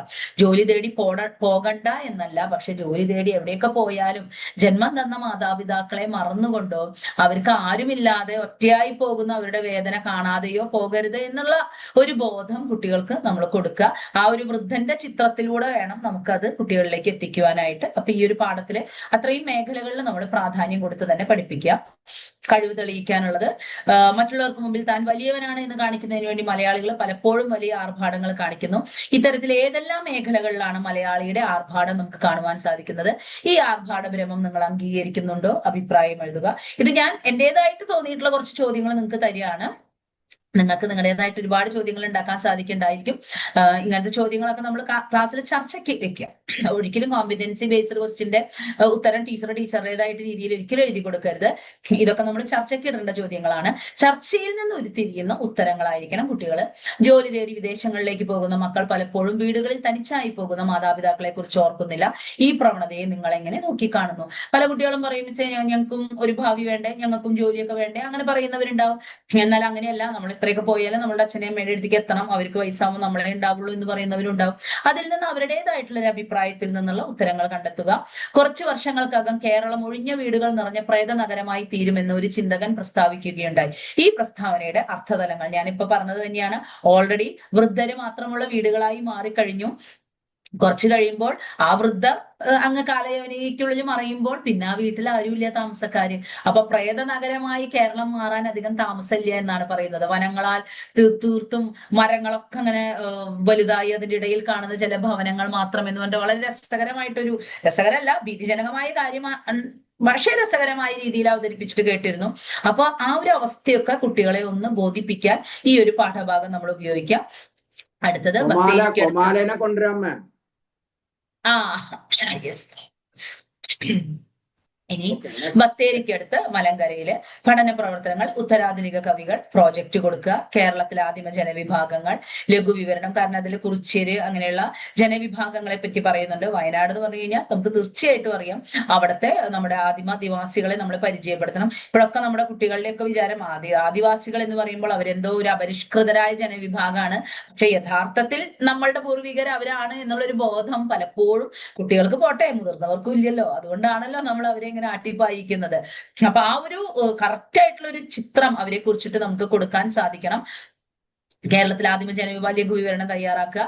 കേരളത്തിലെ പ്രധാന നെൽകൃഷിക്കാലങ്ങള്, പുഞ്ചാവിരിപ്പ്, മുണ്ടകൻ, ഇപ്പൊ പൊക്കാളി, അങ്ങനെയൊക്കെ ഒരുപാട് ഇതുകൾ വരുന്നുണ്ടല്ലോ, കൃഷി രീതികൾ. അതൊക്കെ ഒന്ന് കുട്ടികളെ പരിചയപ്പെടുത്താൻ ഉപയോഗിക്കാം. കേരളത്തിന്റെ ഭൂപ്രകൃതിയുടെ വൈവിധ്യം പ്രോജക്റ്റ്, അത് ഗ്രൂപ്പ് അടിസ്ഥാനത്തിൽ കൊടുക്കുക. കാരണം പലതരത്തിലുള്ള ഭൂപ്രകൃതി നമുക്ക് കേരളത്തിൽ കാണാൻ സാധിക്കുന്നുണ്ട്. ആ പ്രത്യേകതകൾ ഗ്രൂപ്പ് അടിസ്ഥാനത്തിലുള്ള പ്രോജക്റ്റ് ആയിട്ട് കൊടുക്കുക. പിന്നെ വയനാട് ജില്ലയുടെ പ്രത്യേകതകൾ, എന്തായാലും വയനാട് ജില്ലയാണ് പറയുന്നത് എന്നുള്ളത് കൊണ്ട് തന്നെ ആ വയനാട് ജില്ലേനെ ഒന്ന് കുട്ടികൾ പരിചയപ്പെടട്ടെ. പ്രധാന വിനോദസഞ്ചാര കേന്ദ്രങ്ങളും ഇടയ്ക്കൽ ഗുഹയൊക്കെ ഒന്ന് അവരറിയാം. അതിനൊക്കെ അതൊരു പ്രോജക്റ്റ് ആയിട്ട് നമുക്ക് കൊടുക്കാൻ സാധിക്കും. ഇതെല്ലാം എന്റേതായിട്ടുള്ള സജഷൻസ് ആണ്. ഇതിനപ്പുറം നിങ്ങൾക്ക് പ്രോജക്റ്റുകൾ കണ്ടെത്താൻ പറ്റും, വർക്കുകൾ കണ്ടെത്താൻ പറ്റും. പക്ഷെ കുറച്ച് സജഷൻസ് തരണം, അത്രേ ഉള്ളൂ കേട്ടോ. ഇതില് പാഠഭാഗത്ത് ഉപയോഗിച്ചിരിക്കുന്ന ആധുനികമായിട്ടുള്ള പദപ്രയോഗങ്ങൾ എന്തെല്ലാം, അതെന്തെല്ലാമാണ് അർത്ഥമാക്കുന്നത് എന്നൊക്കെയാണ്. ഒരുപാട് പ്രധാന പ്രയോഗങ്ങൾ, വളരെ രസകരമായിട്ടുള്ള പ്രയോഗങ്ങൾ അതിൽ കൊടുത്തിട്ടുണ്ട് അദ്ദേഹം, അല്ലേ? ചാറ്റൽ എന്നുള്ളത് തന്നെ എന്ത് രസമായിട്ടാണ് കൊടുത്തിരിക്കുന്നത് ആ കവിതയില്. കണ്ണു നിറഞ്ഞു എന്നുള്ള പദപ്രയോഗം ഇതുപോലെ പല അർത്ഥതലങ്ങളാണ്. പാടം കാണുന്നു, കണ്ണു നിറഞ്ഞു, അത് സന്തോഷം കൊണ്ട്, അയ്യോ ഒരു പച്ചപ്പ് കാണാൻ കഴിയുന്നല്ലോ എന്നുള്ള സന്തോഷം കൊണ്ട് കണ്ണു നിറഞ്ഞതാവാം. അതല്ല, നമുക്കറിയാം കണ്ണ് നിറച്ചൊരു കാഴ്ച കണ്ടു, അങ്ങനെയാവാം. അങ്ങനെ ഒരു വാക്ക് കൊണ്ട് തന്നെ പല അർത്ഥതലങ്ങൾ സൃഷ്ടിക്കുന്ന ഒരു എഴുത്ത് ശൈലിയാണ് ഇവിടെ വന്നിട്ടുള്ളത്. ആ ശൈലി കുട്ടികളെ ഒന്ന് മനസ്സിലാക്കുക. തിരുതകൃതിയായി ചാറ്റൽ, ഇവിടെ ചാറ്റൽ എന്ന പദം മലയാള ഭാഷയിലെ ചാറ്റൽ എന്ന പദത്തിനെ ആയിട്ട് എങ്ങനെ ബന്ധിപ്പിച്ച് പറയാന്നുള്ളതാണ്.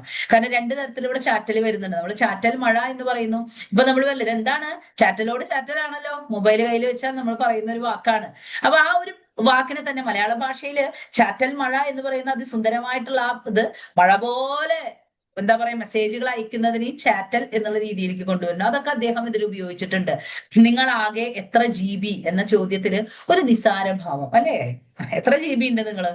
അത് ഞാൻ മേടിച്ചോളാം, ആ ഒരു ഭാവമാണ് ഈ പ്രസ്താവനയോട് നിങ്ങൾ യോജിക്കുന്നുണ്ട്. ഇതൊക്കെ നമുക്ക് കഴിവ് തെളിയിക്കുന്ന ചോദ്യങ്ങളായിട്ട് കൊടുക്കാൻ സാധിക്കുന്ന, ഈ പാഠഭാഗത്തിൽ കൊടുക്കാൻ സാധിക്കുന്നതാണ്. ഈ പാഠഭാഗത്തിന്റെ ഒരു പ്രത്യേകത എന്ന് പറയുമ്പോൾ നമുക്കറിയാം, ഒരു ഉത്തരാധുനിക കവിയുടെ എഴുത്ത് എന്ന് പറയുമ്പോൾ ഒരു മലയാള പദങ്ങൾ മാത്രമേ ഞാൻ ഉപയോഗിക്കൂ, അങ്ങനെയുള്ള രീതിയിലല്ല. വളരെ രസകരമായിട്ട് അദ്ദേഹം എഴുതിയിട്ടുണ്ട്. കാരണം നമ്മളൊരു മൊബൈൽ നമ്മളുടെ കയ്യിലെടുത്തു കഴിഞ്ഞാൽ പിന്നെ 7 വൻകരയാണ് നമ്മള്, അല്ലെ? ആ മൊബൈലിലൂടെ എല്ലാം വന്നു, 7 വൻകരകൾ. അവിടുന്ന് ആളുടെ മെസ്സേജ് വരുന്നു, ഇവിടുത്തെ ആള് വരുന്നു, അമേരിക്കയിലിരിക്കുന്ന ആളെ കാണുന്നു, അതേസമയം നമ്മള് വേറൊരു നഗരത്തിലിരിക്കുന്ന ആളെ കാണുന്നു, വേറൊരു രാജ്യത്തിരിക്കുന്ന ആൾ, എല്ലാം നമ്മളുടെ മൊബൈലിലാണ്. മെസ്സേജുകൾ വരുന്നു. ഒരു ഫോട്ടോ അങ്ങ് അപ്ലോഡ് ചെയ്തതോടുകൂടി പിന്നെ ചാറ്റലാണ് അതില്. അപ്പൊ അതില് പറയുന്നുണ്ടോ, അയ്യോ ഇതൊക്കെ നമുക്ക് കുറച്ചൊക്കെ ബാക്കി നിർത്തണം, നാട്ടില് ജോലിയൊക്കെ കഴിഞ്ഞ് വന്ന് സ്വസ്ഥമായിട്ടിരിക്കുമ്പോൾ കാണുവാൻ വേണ്ടിയിട്ട് അത് മേടിക്കണം, വില ചോദിക്കൂ. കണ്ടോ, അവിടെയൊക്കെ ആ മലയാളിയുടെ ഒരു എനിക്കെല്ലാം വാങ്ങാൻ പറ്റും, പുറത്തു പോയി കുറെ കാശാവുമ്പോൾ ഉണ്ടാകുന്ന ഒരു ചിന്ത, അതൊക്കെ വളരെ കൃത്യമായിട്ട് എഴുത്തുകാരൻ ആവിഷ്കരിച്ചിട്ടുണ്ട്. അത് അങ്ങനെ തന്നെ നമുക്ക് കുട്ടികളിലേക്ക് എത്തിക്കാൻ സാധിക്കണം. ഊന്നൽ കൊടുക്കേണ്ട ഭാഗങ്ങളാണ് കേരളത്തിലെ ഭൂപ്രകൃതിയിൽ മനുഷ്യർ സൃഷ്ടിക്കുന്ന അസന്തുലിതാവസ്ഥ. എന്താ പറയാ, മലയുണ്ടാർന്നോടത്ത് ഇപ്പൊ കുഴിയാണ്, ആ കുഴി ഉണ്ടാർന്നോടത്ത് വലിയ മല പോലെ മണ്ണ് കൊണ്ട് കൂട്ടും. അങ്ങനെ നമ്മൾ നമ്മുടെ പ്രകൃതിയുടെ ഒരു താളം, അതിന്റെ ഒരു സന്തുലിതാവസ്ഥയുണ്ട്, അത് മുഴുവൻ മാറ്റുന്നു. ഇപ്പൊ നമ്മൾ കഴിഞ്ഞ വർഷമൊക്കെ ചൂരൽമലയിലും മറ്റും കണ്ടിട്ടുള്ള അതിഭീകരമായിട്ടുള്ള അവസ്ഥകൾ നമ്മൾ കാണുകയാണ്. അപ്പൊ കുട്ടികൾക്ക് ആ ഒരു മനുഷ്യൻ സൃഷ്ടിക്കുന്ന അസന്തുലിതാവസ്ഥ പറഞ്ഞു കൊടുക്കണം. പാടങ്ങളും തണ്ണീർത്തടങ്ങളൊക്കെ നികത്തുന്നത് മൂലമുണ്ടാകുന്ന ആപത്ത്, അത് ഇവിടെയും നമുക്ക് ഈ വിദേശ ജോലികളിൽ ആകൃഷ്ടരാകുന്ന യുവതലമുറ. ഇത്തവണ നമ്മുടെ 10 ലെസനുകൾ നമ്മൾ എടുത്തു നോക്കുകയാണെങ്കിലേ ലെസനുകൾ തമ്മിലൊരു ബന്ധമുള്ള പോലെ, ഇപ്പൊ മാതൃഭാഷ തന്നെ പല ലെസനുകളിലും വരുന്നു. ഈ വിദേശ ജോലിയുടെയും പ്രശ്നങ്ങൾ എന്താ, മുന്നേ പറഞ്ഞ കഥയിൽ വന്നു, ഇതിൽ വന്നു, കുറെ ബന്ധിപ്പിച്ച് കൊണ്ടുപോകാൻ പറ്റുന്നതാണ്. അത് തന്നെയാണ് നമ്മുടെ കേരള സിലബസിന്റെ ടെക്സ്റ്റ് ബുക്കിന്റെ പ്രത്യേകതയും. ഓരോ മേഖലകളെയും അത്രയും ബന്ധിപ്പിച്ച് ഒരുപാട് മാറ്റങ്ങൾ കുട്ടികളിൽ ഉണ്ടാക്കാൻ പറ്റുന്നതാണ്. അപ്പൊ വിദേശ ജോലികൾ വേണ്ട എന്നല്ല നമ്മൾ ഒരിക്കലും കുട്ടികളോട് പറയേണ്ടത്. പക്ഷെ നല്ല ജോലികൾ നമ്മുടെ നാട്ടിലും സാധ്യമാണ്. ആ ജോലികളിലേക്ക് എത്താൻ പാകത്തിന് കുട്ടികള് വളരട്ടെ, അല്ലെങ്കിൽ ശ്രമിക്കട്ടെ, അങ്ങനെയൊക്കെയുള്ള ഒരു ബോധം കൊടുക്കുക. പിന്നെ എത്രയൊക്കെ വിദേശ രാജ്യത്ത് പോയാലും സ്വന്തം നാടിനെയും സ്വന്തം ഭാഷയെയും മറക്കാത്ത ഒരു തലമുറയായിട്ട് നമ്മൾ അവരെ മാറ്റാൻ ശ്രമിക്കാം. ഇത്രയും കാര്യങ്ങളാണ് ഇവിടെ ഊന്നൽ കൊടുത്തിട്ട് നമ്മൾ ഈ ഒരു പദ്യഭാഗത്ത് പഠിപ്പിക്കേണ്ടത്. ഇനി മുരിങ്ങ മരത്തോപ്പ്, ആഖ്യാന രീതി, ഭാഷ തുടങ്ങിയവ പരിഗണിച്ച് കഥയ്ക്ക് ആസ്വാദനക്കുറിപ്പ് തയ്യാറാക്കുക. ഈ കഥയ്ക്ക് നിങ്ങളുടെ ഭാവനയിൽ ഒരു അവസാന ഭാഗം എഴുതി ചേർക്കുക. അത് വളരെ രസകരമായിട്ടുള്ളൊരു, കാരണം ഇതില് അച്ഛനെ കാണുന്നു, ഒന്നും പറയാതെ അത്രയും കാലം അന്വേഷിച്ച് നടന്നതാണ്. അന്വേഷിച്ച് നടക്കുമ്പോൾ പറയുന്നുണ്ട്, അന്വേഷിച്ച് നടന്ന് കാണുമ്പോ അമ്മ അനുഭവിച്ച ദയനീയത അച്ഛനെ അറിയിക്കണം, ഇങ്ങനെയൊക്കെ പറഞ്ഞിരുന്നു നരേന്ദ്രൻ. ഇതൊക്കെ പറഞ്ഞിട്ടും അച്ഛനെ കാണുന്ന, അച്ഛനെ തിരിച്ചറിയുന്ന നിമിഷം അങ്ങ് തിരിഞ്ഞു നടക്കുന്നത് ആ വീട്ടിൽ നിന്ന് മാത്രമല്ല, ആ ദേശത്തിൽ നിന്ന് തന്നെ അവൻ തിരിച്ചു പോവാണ്. അപ്പൊ നമുക്ക് തോന്നണം, അയ്യോ ഇതെന്താ അച്ഛനോടൊന്നും പറയായിരുന്നില്ലേ? അപ്പൊ കുട്ടികളോട് അവരുടെ ഭാവനയ്ക്ക് അനുസരിച്ചിട്ട് ഈ കഥയ്ക്ക് ഒരു അവസാനം എഴുതി ചേർക്കാൻ പറയാം. അതുപോലെ തന്നെ പ്രാചീന കേരളത്തിലെ വിവിധ തരം വീടുകളെ കുറിച്ച് ചിത്രങ്ങൾ സഹിതം ഒരു പ്രോജക്റ്റ് തയ്യാറാക്കുക. വിവിധ തരം വീടുകൾ, അതൊക്കെ ഒരു എന്താ പറയാ, ഒരു വർക്കിന്റെ ഭാഗമായിട്ട് കൊടുക്കുന്നതാണ്. കാരണം നമ്മൾ നേപ്പാളും ഇവിടെയായിട്ടുള്ള വ്യത്യസ്തതയുണ്ടല്ലോ, അതുകൊണ്ടാണ്. പിന്നെ വർണ്ണനാക്കുറിപ്പ്, നിങ്ങളുടെ ജന്മദേശത്തെ ഈ കഥയിൽ വിവരിച്ചിരിക്കുന്നത് പോലെ വിവരിക്കുവാൻ ഒരു സന്ദർഭം കിട്ടുകയാണെങ്കിൽ എങ്ങനെയായിരിക്കും നിങ്ങൾ അവതരിപ്പിക്കുക? ദേശത്തെ ആഘോഷങ്ങൾ, സ്ഥലങ്ങൾ, പ്രധാന വ്യക്തികൾ, പച്ചപ്പ് എന്നിവയെല്ലാം ഇതിൽ ഉൾപ്പെടുത്താം. അതൊരു നല്ല വർക്കായിട്ട് കുട്ടികളെ കൊണ്ട് ചെയ്യിപ്പിക്കാവുന്നതാണ്. കാരണം ഇതില് നരേന്ദ്രന്റെ അമ്മ നേപ്പാളിൽ ഇരുന്നിട്ടും തന്നെ ഉപേക്ഷിച്ചു പോയവനാണെങ്കിൽ പോലും തന്റെ കുഞ്ഞിന്റെ അച്ഛനായിട്ടുള്ള ആ വ്യക്തിയുടെ നാടിനെ കുറിച്ച്, ചേറ്റുവാ മണപ്പുറം, ആ ഭാഗത്തെ കുറിച്ച് അതിമനോഹരമായിട്ട് വർണ്ണിച്ചിട്ടുണ്ട്. അപ്പൊ അതുപോലെ നമ്മളുടെ ക്ലാസ്സിലെ കുട്ടികളോട് നിങ്ങളുടെ നാടിനെ കുറിച്ച് ഇങ്ങനെ വർണ്ണിക്കാൻ ഒരു അവസരം കിട്ടുകയാണെങ്കിൽ നിങ്ങൾ എങ്ങനെ വർണ്ണിക്കും? അതിന് ഇന്ന ഘടകങ്ങളൊക്കെ വേണം എന്നും കൂടി പറയുക. പിന്നെ നരേന്ദ്രൻ അമ്മയെ മറവ് ചെയ്തെടുത്ത് 4 മരത്തിന്റെ, നാൽപ്പാമരത്തിന്റെ എന്ന് പറഞ്ഞിട്ട് അതെന്തോ അക്ഷരപേശക് വന്നിട്ടുണ്ട്, പാരിജാതത്തിന്റെയും ഇലകൾ അത് കൊടുക്കാം. നാൽപ്പാമരത്തിന്റെയും പാരിജാതത്തിന്റെയും ഇലകൾ കൂട്ടിക്കെട്ടിയിട്ടുള്ള കമ്പുകൾ ഒടിച്ചു കുത്തി എന്ന് പറഞ്ഞിട്ടുണ്ട്. അപ്പോ അത് അവിടുത്തെ ഒരു ആചാരം അല്ലെ. നമ്മുടെ നാട്ടിലും മൃതശരീരം മറവ് ചെയ്യുമ്പോൾ ഇത്തരം ചില ആചാരങ്ങൾ അല്ലെങ്കിൽ എന്തെങ്കിലുമൊക്കെ ഉള്ള കുറച്ച് കാര്യങ്ങൾ നമ്മൾ ചെയ്യുന്നുണ്ടല്ലോ. അതൊക്കെ കുട്ടികളോട് മുതിർന്നവരുമായിട്ട് സംസാരിച്ചിട്ട് കണ്ടെത്തി ഒരു അഭിമുഖ സംഭാഷണ രൂപത്തിൽ അവതരിപ്പിക്കാൻ പറയാം. കാരണം ഓരോ പ്രദേശത്തും ആ മൃതദേഹം മറവ് ചെയ്യുമ്പോൾ ചെയ്യുന്ന രീതികളും ചിട്ടകളൊക്കെ വ്യത്യാസമാണ്. 10ലെ കുട്ടികളാണെങ്കിൽ ഇതൊക്കെ അവരോട് ചോദിക്കുന്നത്, തീർച്ചയായിട്ടും മരണം ഒരു നിത്യസത്യമാണ്, അതറിയട്ടെ അവര്. ഇങ്ങനെയൊക്കെയുള്ള ആചാരങ്ങൾ നമ്മളുടെ ഇടയിലൊക്കെ നിലനിൽക്കുന്നുണ്ടോ എന്നുള്ളത് അവർ മനസ്സിലാക്കട്ടെ. ഇത്തരം പ്രവർത്തനങ്ങൾ കുറച്ച് മാതൃകകളാണ്. ഇനി അതുപോലെ കഴിവ് തെളിയിക്കാനുള്ള ചോദ്യങ്ങൾ, ഇരുൾ മൂടിയ അസംഖ്യം തോക്കുകളെയും പുന്നമര കൂട്ടങ്ങളെയും കണ്ണിൽ നിന്ന് അകറ്റുകയാണ് എന്ന ബോധം അവനെ അസ്വസ്ഥനാക്കി. അപ്പോ അവസാനത്തെ ഒരു വരിയുണ്ട്, അച്ഛനെ കണ്ടിട്ട് തിരിച്ചു നടക്കുമ്പോഴേ ഇരുൾമൂടി അസംഖ്യം തോപ്പുകളെയും പുന്നമരക്കൂട്ടങ്ങളെയും ഒക്കെ കണ്ണിൽ നിന്ന് അകറ്റാണ്, അവൻ പോവാണ് അവിടുന്ന്. ഈ ഒരു വാക്യം കഥേനെ മറ്റൊരു ദിശയിലേക്ക് കൊണ്ടുപോകുന്നുണ്ട്. കാര്യം കഥ അവിടെ കഴിയാണ്, പക്ഷെ നമ്മുടെ ഉള്ളില് ഒരു വിങ്ങലായോ ഒക്കെ നിൽക്കുന്നു. അതിനെ ഒന്ന് കുട്ടികളോട് വിശദീകരിക്കാൻ പറയുക. താൻ ഇത്രയും വർഷം കാണുവാൻ കാത്തിരുന്ന പിതാവിനെ മുന്നിൽ കണ്ടിട്ട് ഒരു വാക്കുപോലും പറയാതെ തിരിച്ച് തന്റെ ജന്മദേശത്തേക്ക് മടങ്ങുവാൻ ഒരുങ്ങുന്ന നരേന്ദ്രനെ അപ്രകാരം ചെയ്യുവാൻ പ്രേരിപ്പിച്ച സംഗതി എന്താകാം, വിശദീകരിക്കുക. കുട്ടികളുമായിട്ട് ചർച്ച ചെയ്ത് നോക്കുക. ഗർഭിണിയായ സ്ത്രീയെ ഉപേക്ഷിച്ചുകൊണ്ട് കടന്നു കളയുന്ന ഈ കഥയിലെ പട്ടാളക്കാരൻ ഇന്നും നമുക്ക് സമൂഹത്തിൽ കാണുവാൻ കഴിയുന്ന പലരുടെയും പ്രതിബിംബമാണ്. പട്ടാളക്കാരന്റെ പ്രവൃത്തിയുടെ അടിസ്ഥാനത്തിൽ ഈ ഒരു അഭിപ്രായത്തെ വിലയിരുത്തുക. നമുക്ക് ഇന്നും അങ്ങനത്തെ സംഭവങ്ങളൊക്കെ ധാരാളമായിട്ട് നമ്മൾ കാണുന്നുണ്ട്. അപ്പൊ അതൊരു ചർച്ചയ്ക്ക് വെക്കേണ്ട ഒരു വിഷയമാണ്. അവിടെ നമ്മൾ ഒരു പുരുഷനെ കുറ്റപ്പെടുത്തുക എന്നുള്ളത് മാത്രമാവരുത്.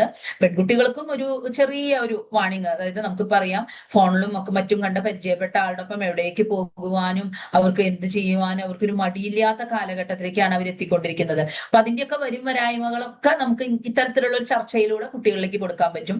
ജനിപ്പിച്ചത് കൊണ്ട് മാത്രം ആരും അച്ഛനോ അമ്മയോ ആകുന്നില്ല. സ്നേഹം ചോദിച്ചു വാങ്ങേണ്ടതല്ല, മനസ്സറിഞ്ഞു തരുമ്പോഴാണത് യഥാർത്ഥ സ്നേഹമായി തീരുന്നത്. ഈ രണ്ട് പ്രസ്താവനകളെയും ഈ കഥയുടെ അടിസ്ഥാനത്തിൽ ഒന്ന് അവരോടൊന്ന് എന്താ പറയാ വിലയിരുത്താൻ പറയും. കാരണം ഇത് രണ്ടും ഈ കഥയിൽ ശരിയായിട്ട് വരണതാ. കാരണം ജന്മം കൊടുത്തു എന്ന് മാത്രമേ അവിടെ പട്ടാളക്കാരനുള്ളൂ.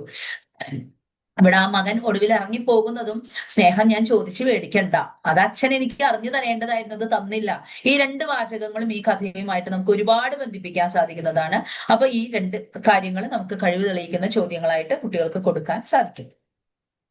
ഊന്നൽ കൊടുത്ത് പഠിപ്പിക്കേണ്ട ഭാഗങ്ങൾ ഇവിടെ അനാഥത്വത്തിന്റെ വേദന, അത് തീർച്ചയായിട്ടും കുട്ടികൾ മനസ്സിലാക്കണം. പലപ്പോഴും നമ്മുടെ കുട്ടികള് അവരുടെ അച്ഛൻ അമ്മയൊക്കെ ഒപ്പമുള്ളത് കൊണ്ട് തന്നെ അതിന്റെ ഒരു വില അറിയുന്നില്ല. അവർക്കൊരു അച്ഛൻ അമ്മ എന്നൊക്കെ പറഞ്ഞു കഴിഞ്ഞാൽ അവർക്ക് പുച്ഛിച്ച് തള്ളുന്ന ഒരാളെന്നുള്ള ഒരു അവസ്ഥയാണ്. അനാഥത്വത്തിൽ എത്തിയിരിക്കുന്നവരുടെ വേദന ആ കുട്ടികൾക്ക് പറഞ്ഞ് മനസ്സിലാക്കുമ്പോഴാണ് അവരെത്ര ഭാഗ്യവാന്മാരായിരുന്നു എന്ന് പറയാം. ചതിക്കപ്പെടുന്ന പെൺകുട്ടികൾ, ആൺകുട്ടികൾ, രണ്ട് ഭാഗമുണ്ട്. ചതിക്കപ്പെട്ടു പോകുന്ന കുട്ടികളുടെ ഒരവസ്ഥയുണ്ട്. അപ്പൊ ഇത്തരത്തിലുള്ള ചതിക്കുഴികളിൽ വീഴാതെ സൂക്ഷിക്കേണ്ടത് കുട്ടികളുടെ കടമയാണ്. ആ ഒരു ബോധം അവരിലേക്ക് ഉണ്ടാകുക. പ്രതികാര ചിന്തയിൽ പൊലിയുന്ന ജീവനുകൾ നമ്മൾ കാണുന്നുണ്ടല്ലോ. പ്രേമവും ഇതൊക്കെ കഴിഞ്ഞ് അവൾ എന്നെ ഉപേക്ഷിച്ചു, അതുകൊണ്ട് ഞാൻ അവളെ കൊന്നു, ഞാൻ സ്വയം അവസാനിപ്പിച്ചു എന്നൊക്കെ കാണുന്നുണ്ട്. അപ്പൊ ഇവിടെ ഇപ്പൊ നോക്കൂ, നരേന്ദ്രന് അച്ഛനോടൊരു ദേഷ്യവും പ്രതികാരമൊക്കെ തോന്നാം. അവൻ എന്തെങ്കിലും അച്ഛനെ ചെയ്യാം, അതും നല്ല വൃദ്ധനായിട്ടുണ്ട്, പക്ഷെ അവനൊന്നും ചെയ്യുന്നില്ല. അവനൊന്ന് കാണണമെന്നേ ഉള്ളൂ. കണ്ടു, അവൻ തിരിച്ചു നടക്കുകയാണ്. അച്ഛനോട് എന്റെ അമ്മ ഇത്രയൊക്കെ അനുഭവിച്ചു എന്നൊക്കെ ഞാൻ പറയും എന്നൊക്കെ അവൻ വിചാരിച്ചിട്ടാണ് വന്നത്. പക്ഷേ ആ വാർദ്ധക്യാവസ്ഥയിൽ അച്ഛനെ കണ്ടപ്പോ അവൻ എന്ത് തോന്നി, ഞാൻ എന്തിനാ അത് പറയണേ, അമ്മയും ഇല്ല, അമ്മ മരിച്ചുപോയി, ഇനി ഈ മനുഷ്യനെ കൂടി വേദനിപ്പിക്കണോ, ഈ ഒരു ചിന്തയായിരിക്കാം നരേന്ദ്രനെ കൊണ്ട് തിരിച്ചു നടത്തിപ്പിച്ചത്. അപ്പൊ അതൊക്കെ നമ്മളൊന്ന് കുട്ടികളോട് പറയാ. എല്ലാറ്റിനും പ്രതികാരം ചെയ്യുവാനുള്ള അവരുടെ ഒരു ടെൻഡൻസി ഉണ്ടല്ലോ, അതൊന്ന് മാറ്റണം. നേടുന്നതിൽ മാത്രമല്ല നഷ്ടപ്പെടുന്നതിലും സന്തോഷം കണ്ടെത്താൻ സാധിക്കും. അതല്ലേ ഇവിടെ നരേന്ദ്രൻ കണ്ടെത്തിയത്. ആ ഒരു സന്തോഷം കണ്ടെത്തിയതിനെ പറ്റിയിട്ട് നമ്മൾ ഒരു ഊന്നൽ കൊടുത്ത് പഠിപ്പിക്കുക. ഈ കാര്യങ്ങൾ അതിൽ ഊന്നൽ കൊടുക്കേണ്ട, ഈ പാഠഭാഗത്തിൽ ഊന്നൽ കൊടുക്കേണ്ട ഭാഗങ്ങളാണ്. ഇനി പ്രയാണം, പഠന പ്രവർത്തനങ്ങൾ. നമുക്കറിയാം വയലാർ നമ്മൾ കഴിഞ്ഞ കൊല്ലം ഉണ്ടായിരുന്നു നമ്മുടെ ഒപ്പം. ഒരു ഡോക്യുമെന്ററി കുട്ടികളെ കൊണ്ട് തയ്യാറാക്കിക്കാം. വയലാർ കവിതകളുടെ ആലാപന മത്സരം സംഘടിപ്പിക്കാം. സിനിമാ ഗാനങ്ങൾ പാടിപ്പിക്കാം. സത്യം പറഞ്ഞു കഴിഞ്ഞാൽ നമ്മുടെ കുട്ടികൾക്ക് വയലാറിന്റെ, ഞാൻ കഴിഞ്ഞ വർഷം ഈ വയലാറിന്റെ സിനിമാ ഗാനമൊക്കെ കേൾപ്പിക്കാന്ന് വെച്ചാൽ ഭയങ്കര സന്തോഷത്തിലൊക്കെ അശ്വമേധത്തിന്റെ ഒക്കെ സമയത്ത് വയലാറിന്റെ 1-2 പാട്ടുകൾ സ്ക്രീനിലിട്ട് കേൾപ്പിച്ചു. നമ്മുടെ കുട്ടികൾക്കൊന്നും അത് ആസ്വദിക്കാൻ പറ്റണില്ല. അവരങ്ങോട്ടും ഇങ്ങോട്ടും നോക്കി ചിരിക്കുക. അല്ല മാഷെ, അവരങ്ങോട്ടും ഇങ്ങോട്ടും നോക്കി ചിരിക്കുക. എനിക്ക് എന്നെ ആകെ വിഷമമായി. നല്ല പാട്ടൊക്കെ ഇട്ട് കൊടുത്തിട്ടേ ഇവരിത് എന്താണ് നമുക്കാണ് അതാണ് നമുക്കാണ് നല്ലത്. അവർക്ക് പിള്ളേർക്ക് തീരെ പറ്റണില്ല. അപ്പൊ നോക്കി നോക്കൂ, ഒന്ന് ശ്രമിച്ചു നോക്കുക. അല്ല ടീച്ചർ, അതിന്റെ തൊട്ടടുത്ത് ഇജാതിക്കത്തോട്ടം അതൊക്കെ വെച്ചാൽ മതി. അതൊക്കെ വെച്ചാൽ അവർക്ക് സന്തോഷമാവും. അതൊക്കെ തന്നെയാണ്. കാരണം വളരെ നല്ല 2 പാട്ട് കേൾപ്പിക്കുമ്പോഴേ അവർ അങ്ങോട്ടും ഇങ്ങോട്ടും നോക്കി ചിരിക്കണമെങ്കിൽ മനസ്സിലായി ഞാൻ എന്തോ അയ്യോ ഒരു ആവശ്യമില്ലാത്തൊരു കാര്യമാണല്ലോ ചെയ്തതെന്ന് തോന്നി. പക്ഷെ എന്നിരുന്നാലും നമ്മൾ നോക്കുക. പിന്നെ ബന്ധമില്ല എപ്പോഴേ അല്ല, ഒരു ഗ്രൂപ്പ് ആക്ടിവിറ്റി ആയിട്ട് കൊടുത്തു. ഓരോ സിനിമാ വയലാറിന്റെ ഒരു 3 പാട്ടുകൾ വീതം അവര് കോർത്തിണക്കിയിട്ട് ഫുള്ള് പാടണ്ട, കുറേശ്ശെ ഭാഗം ചേർത്ത് പാടിയിട്ട് ഗ്രൂപ്പ് ആക്ടിവിറ്റി ആയിട്ട് അന്താക്ഷരി കൊടുത്താൽ മതി. അപ്പൊ അവര് ചെയ്തു കേട്ടോ. അപ്പൊ അവര് ചെയ്തു. അത് വീഡിയോ ഒക്കെ എടുത്തപ്പോ സന്തോഷമായി. പിന്നെ തിരഞ്ഞെടുത്ത വയലാർ കവിതകൾക്ക് കുട്ടികളെ കൊണ്ട് ആസ്വാദനം തയ്യാറാക്കി ക്ലാസ്സിൽ അവതരിപ്പിക്കുക. മനുഷ്യ പുരോഗതിയിൽ ശാസ്ത്രത്തിന്റെ പങ്ക് എന്ന വിഷയത്തെ അടിസ്ഥാനമാക്കിയിട്ട് ക്ലാസ്സിൽ ഒരു ചർച്ച സംഘടിപ്പിക്കുക. ശാസ്ത്രത്തിന് പ്രാധാന്യം കൊടുത്തുകൊണ്ട് തന്നെയാണ് ഈ പ്രയാണത്തിന്. ശാസ്ത്രം മാത്രം പോരാ എന്നും വരികളുടെ ഇടയിലൂടെ നമുക്ക് കൃത്യമായിട്ട് വായിച്ചെടുക്കാൻ സാധിക്കുന്നുണ്ട്. പിന്നെ ഇപ്പോ ഞങ്ങള് ഈ തലമുറ മാത്രമാണ് ശരി, ബാക്കിയുള്ളവരൊക്കെ ചെയ്തതൊക്കെ എന്തൊക്കെയോ എന്നല്ല. അവിടെ ദീപസ്തംഭങ്ങൾ പോലെ ഞങ്ങൾ ഇങ്ങനെ നാട്ടി വെച്ചിട്ടുള്ള കുറെ കാര്യങ്ങൾ നിങ്ങൾക്കായിട്ടുണ്ട് എന്ന് പറയുന്നതിലൂടെ പിൻതലമുറയും നമുക്ക് ഒരുപാട് നൽകിയിട്ടുണ്ട്. അതോടൊപ്പം ശാസ്ത്രത്തിന്റെ ഒപ്പം കൈപിടിച്ച് നമ്മൾ പോവും വേണം. ഈ രണ്ട് കാര്യങ്ങളും വയലാർ വളരെ ഭംഗിയായിട്ട് പറഞ്ഞു വെച്ചിട്ടുള്ള ഒരു കവിതയാണ്. അപ്പൊ ആ ഒരു ബോധം കുട്ടികളിൽ ഉണ്ടാക്കുവാനായിട്ടൊരു ചർച്ച നടത്തുക. കഴിവ് തെളിയിക്കുന്ന ചോദ്യങ്ങള്: പേനയും പടവാളും ശാസ്ത്രവും പ്രേമത്തിന്റെ ഗാനശൈലിയുമായി സഞ്ചരിക്കുന്ന നിത്യം. ശാസ്ത്രം മാത്രം പോരാ മനുഷ്യ പുരോഗതിക്ക്, മറിച്ച് ഭാഷയും സ്നേഹവും കവിതയും എല്ലാം അടങ്ങുന്ന ഒരു സമഗ്ര സമീപനമാണ് വേണ്ടത്. ഈ ഒരു പ്രസ്താവനയെ മുകളിൽ കൊടുത്ത കവിതയിലെ വരികളുമായി ബന്ധിപ്പിച്ച് വ്യാഖ്യാനിക്കുക. അതിൽ വരുന്ന ഏറ്റവും പ്രധാനപ്പെട്ട ഒരു കോമ്പിറ്റൻസി ബേസിലേക്ക് പോകാവുന്ന ചോദ്യങ്ങളിൽ ഒന്നാണ് കേട്ടോ അത്. കാരണം എന്തൊരു ഭംഗിയായിട്ടാ പറയുന്നത്, പേനയും പടവാളും ശാസ്ത്രവും പ്രേമത്തിന്റെ ഗാനശൈലിയും എല്ലാം വരികയാണ്. അപ്പൊ അതൊക്കെ കൂടി ബന്ധിപ്പിച്ചിട്ടുള്ള മുന്നേറ്റത്തിലൂടെ ഒരു മാറ്റത്തിലേക്ക് പോകാൻ പറ്റുമോ എന്നാണ് അദ്ദേഹം പറയുന്നത്. അപ്പൊ അതുകൊണ്ട് തീർച്ചയായിട്ടും ആ ഒരു ഇതിന് പ്രാധാന്യം കൊടുക്കണം. 4 കവലകൾ തോറും ഞങ്ങൾ ഈ വരും വഴി നാട്ടിയ ദീപസ്തംഭ ശ്രേണികൾ കണ്ടോ പിന്നിൽ. പൂർവികർ നമുക്കായി നാട്ടിയ ദീപസ്തംഭങ്ങൾ നാം കാണാതെ പോകരുത് എന്നൊരു താക്കീതും കവി ഈ വരികളിൽ ഒളിപ്പിച്ചു വെച്ചിരിക്കുന്നു, വ്യക്തമാക്കുക. അപ്പോ ഇതാണ് നമ്മൾ പൂർവികര് പകർന്നു തന്നിട്ടുള്ള കുറെ നന്മകളുണ്ട്. ആ നന്മകൾ നമ്മൾ കാണാതെ പോകരുത്. അത് കണ്ടുകൊണ്ട് അതിൽ നിന്ന് എടുക്കാവുന്ന അത്രയും നന്മകൾ ശേഖരിച്ചിട്ട് വേണം നമ്മൾ അടുത്ത തലമുറയിലേക്ക് പോകാൻ. ആ എടുത്ത നന്മകളോടൊപ്പം ഈ തലമുറയിൽ നമ്മൾ ഉണ്ടാക്കിയിട്ടുള്ള കുറെ നന്മകളും വരും തലമുറകൾക്കായിട്ട് നമ്മൾ ഇതുപോലെ നാട്ടിവെക്കണം. ഈ ഒരു ബോധം കുട്ടികളിൽ ഉണ്ടാക്കുവാനായിട്ട് ഈ കവിത വളരെയധികം സഹായിക്കുന്നുണ്ട്. ഊന്നൽ കൊടുക്കേണ്ട ഭാഗങ്ങള്: മനുഷ്യ സമൂഹത്തിന്റെ പുരോഗതി. ആ ഒരു നമ്മൾ പറഞ്ഞ ചക്രത്തിന്റെ കണ്ടുപിടുത്തവും തീന്റെ ഇതൊക്കെ അതിലൂടെയാണ് മനുഷ്യൻ ഉയർന്നു വന്നിട്ടുള്ളത്. അപ്പൊ ആ പുരോഗതിയുടെ ഘട്ടങ്ങൾ കുട്ടികളുമായിട്ട് പറയാം. പൂർവികരിലൂടെ പകർന്നു കിട്ടിയ നന്മകള് ഒരിക്കലും വിട്ട് കളയരുത് എന്നുള്ള ഒരു ബോധം കുട്ടികൾക്ക് ഉണ്ടാക്കാം. ഓൾഡ് ജനറേഷൻ എന്ന് പറയുമ്പോഴും ആ ഓൾഡ് സൂക്ഷിച്ചു വെച്ചിട്ടുള്ള കുറേ എന്താ പറയാ നന്മയുടെ പാഠങ്ങളുണ്ട്. അതൊരിക്കലും കൈവിട്ട് കളയരുത് എന്ന് കുട്ടികൾക്ക് ഉദാഹരണങ്ങൾ സഹിതം പറഞ്ഞു കൊടുക്കുക. അല്ലെങ്കിൽ അവർക്ക് മനസ്സിലാക്കാൻ പറ്റില്ല. ഉദാഹരണങ്ങൾ കണ്ടെത്തി നമ്മൾ പറഞ്ഞു കൊടുക്കുക. എല്ലാം അറിയുമെന്നുള്ള യുവതലമുറയുടെ അമിതമായ ആത്മവിശ്വാസം അപകടമാണ് എന്നുള്ള ബോധം അവർക്ക് കൊടുക്കുക. അതുപോലെ തന്നെ വയലാർ കൃതിയുടെ പ്രത്യേകതകളെല്ലാം തന്നെ വിശദമാക്കി കൊടുക്കുക. ഇതാണ് അവിടെ ഊന്നൽ കൊടുത്ത് പഠിപ്പിക്കേണ്ട ഭാഗങ്ങള്. ഇനി നമുക്ക് വരുന്നത് വിഷുക്കണി എന്നുള്ളതാണ്. എപ്പോഴും വൈലോപ്പള്ളി കഴിഞ്ഞ കൊല്ലം നമ്മുടെ ഒപ്പം ഒരു ഓണമുറ്റത്തുമായിട്ട് ഉണ്ടായിരുന്നു. ഇത്തവണ ഒരു വിഷുക്കണിയുമായിട്ട് നമ്മുടെ ഒപ്പം നിൽക്കുകയാണ്. കേരളത്തിലെ പഠന പ്രവർത്തനങ്ങൾ, കാർഷിക ആഘോഷങ്ങളെ കുറിച്ചിട്ട് ഒരു പ്രോജക്റ്റ്, നമുക്ക് ആർട്ട് ഇന്റഗ്രേറ്റഡ് പ്രോജക്റ്റ് ചെയ്യിപ്പിക്കാൻ പറ്റിയിട്ടുള്ള ഒരു ലെസനാണിത്. കേരളത്തിലെ കാർഷികാഘോഷങ്ങളെ പോലെ തന്നെ നമുക്ക് നമ്മുടെ പേരന്റ് സ്റ്റേറ്റിന്റെ ആഘോഷങ്ങളൊക്കെ ആയിട്ടുള്ള പ്രോജക്റ്റ് തയ്യാറാക്കിക്കാൻ പറ്റും. കാരണം നമ്മുടെ കൃത്യമായിട്ട് തവണ ആർട്ട് ഇന്റഗ്രേറ്റഡ് പ്രോജക്ട്സ് എന്ന് തന്നെയാണ് കൊടുത്തിട്ടുള്ളത്. കവിതയ്ക്ക് ആസ്വാദനം തയ്യാറാക്കുക. അതുപോലെ തന്നെ ഇപ്പൊ കുട്ടികളുടെ ഒരു വിഷു ഒക്കെ കഴിഞ്ഞ വർഷത്തെ വിഷു എന്ന് പറഞ്ഞാൽ ഇപ്പൊ അവർ ആഘോഷിച്ച വിഷുവിനെ പറ്റിയിട്ട് ഒരു ഡയറി കുറിപ്പ് എഴുതിക്കുക. ഈ കവിതയിലെ കുട്ടിയുടെ സ്വപ്നത്തിൽ നിങ്ങൾ പരിചയപ്പെട്ടുവല്ലോ. നിങ്ങളുടെ സ്വപ്നം ലോകത്തെ കഥയായോ കവിതയായോ അവരോടൊന്ന് അവതരിപ്പിക്കാൻ പറയാ. കാരണം കുട്ടിയുടെ ഒരു സ്വപ്നത്തിൽ എന്താണ്, ഇരുളില്ലാത്ത എല്ലായിടത്തും വെളിച്ചം വരുന്ന ഈ വിഷുക്കണിയുടെ നിറവും ആ ഒരു മഹത്വമൊക്കെ എല്ലാവരിലേക്കും എത്തുന്ന ആ ഒരു ലോകമാണ് ആ കുട്ടി സ്വപ്നം കാണുന്നത്. ആ സ്വപ്നത്തിലെ അല്ലെങ്കിൽ ആ ദിവസത്തിലെ ആ കുട്ടിക്ക് വിഷുവിനെ മനസ്സറിഞ്ഞ് ആഘോഷിക്കാൻ പറ്റൂ എന്ന് പറയുന്നുണ്ട്. നമ്മുടെ കുട്ടികൾക്ക് അങ്ങനെ എന്തെങ്കിലും സ്വപ്നങ്ങൾ ഉണ്ടോ എന്നൊന്ന് ചോദിക്കൂ. ഉണ്ടെങ്കിൽ അത് അവരോട് കഥയോ കവിതയോ എങ്ങനെയാണ് അവർക്ക് ഇഷ്ടം വെച്ചാൽ ഒരു വിവരണമായിട്ടോ എങ്ങനെയാണെങ്കിലും അവരത് എഴുതി തരട്ടെ. അങ്ങനെ ഒരു അപ്പോ നമുക്കറിയാം ചില കുട്ടികളിലെങ്കിലും നല്ല നല്ല സ്വപ്നങ്ങൾ ഉണ്ടായിരിക്കാം, മനുഷ്യത്വം തുളുമ്പി നിൽക്കുന്ന സ്വപ്നങ്ങൾ ഉണ്ടായിരിക്കാം. അത് കണ്ടെത്താൻ നമുക്ക് ശ്രമിക്കാം. കഴിവ് തെളിയിക്കേണ്ട ചോദ്യങ്ങൾ. കണി കാണുന്നതിന് മുമ്പ് കണ്ണു തുറന്ന കുഞ്ഞിന്റെ മുമ്പിൽ നിറഞ്ഞിരുട്ട് ഇന്നത്തെ സമൂഹത്തിലും വ്യാപിച്ചു കിടക്കുന്നു. നിങ്ങൾ ഈ പ്രസ്താവനയെ എങ്ങനെ വിലയിരുത്തും? നമുക്ക് ചർച്ച ചെയ്യാവുന്നതാണ്. കാരണം നമുക്കറിയാം ഇന്നത്തെ സമൂഹത്തില് ധനികരുടെ എണ്ണം കൂടുന്നതിനനുസരിച്ച് ദരിദ്രര് കൂടുതൽ ദാരിദ്ര്യാവസ്ഥയിലേക്ക് തള്ളപ്പെട്ടു പോവുകയാണ്. ഇപ്പൊ വഴിവക്കിൽ തന്നെ കിടന്നുറങ്ങുന്ന എത്ര കുട്ടികളെ നമ്മൾ കാണുന്നു. നമുക്ക് നമ്മുടെ കുട്ടി വീടിന്റെ ഉള്ളിൽ കിടന്നുറങ്ങുമ്പോൾ ഒന്ന് കൊതുകടിച്ചോ, അവന് ചൂടെടുത്തോ, ഫാൻ ഉണ്ടെങ്കിൽ AC ഇല്ലേ എന്ന് ചിന്തിക്കുമ്പോൾ ഇതൊന്നുമില്ലാതെ കൊതുകടിയേറ്റ് ചൂടും മഴയും ഒക്കെ ഏറ്റുകൊണ്ട് വഴിവക്കിൽ കിടന്നുറങ്ങുന്ന കുട്ടികളുണ്ട്. നമ്മുടെ എത്ര കുട്ടികൾ അത് ശ്രദ്ധിക്കുന്നുണ്ട് എന്ന് നമുക്കറിയില്ല. അപ്പൊ ഇത്തരം പാഠഭാഗങ്ങൾ വരുമ്പോഴാണ്, അതിലൂടെയാണ് ആ ലോകത്തിലേക്കും നമ്മുടെ കുട്ടികളുടെ ശ്രദ്ധ കൊണ്ടുപോകേണ്ടത്. പ്രത്യേകിച്ച് CBSE വിദ്യാർത്ഥികൾ എന്ന് പറയുമ്പോൾ ഒരു 90% CBSE കുട്ടികളും സമൂഹത്തിലെ ഒരുവിധം ഉന്നത ശ്രേണിയിലുള്ള വ്യക്തികളുടെ മക്കളായിരിക്കും. അതുകൊണ്ട് ദാരിദ്ര്യമോ മറ്റു ബുദ്ധിമുട്ടുകളോ അവർ അറിയുന്നില്ല.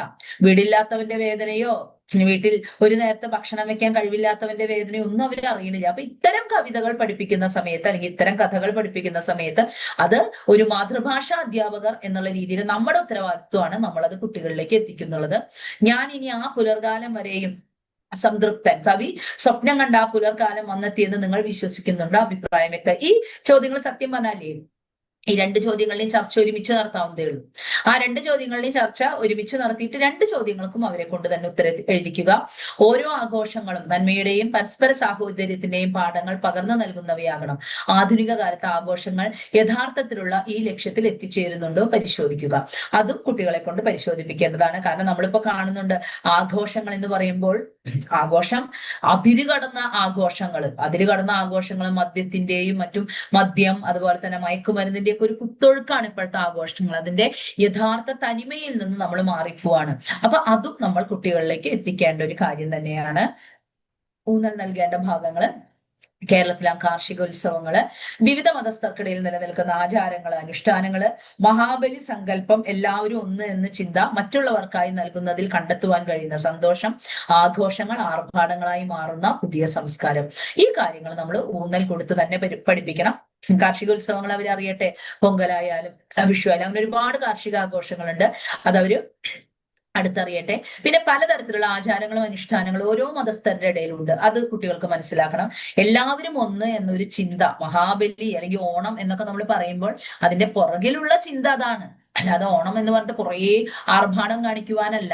പിന്നെ മറ്റുള്ളവർക്കായി എന്തെങ്കിലും നൽകുന്നതിൽ നമുക്ക് സന്തോഷം കണ്ടെത്താൻ സാധിക്കണം. നമ്മൾ അവിടെ പറഞ്ഞു, എന്താ പറയുക, നേടുന്നതിൽ മാത്രമല്ല ഉപേക്ഷിക്കുന്നതിലും ഒരു സന്തോഷം കണ്ടെത്താൻ കഴിയുമെന്ന് അവിടെ നരേന്ദ്രൻ നമുക്ക് കാണിച്ചു തന്നു.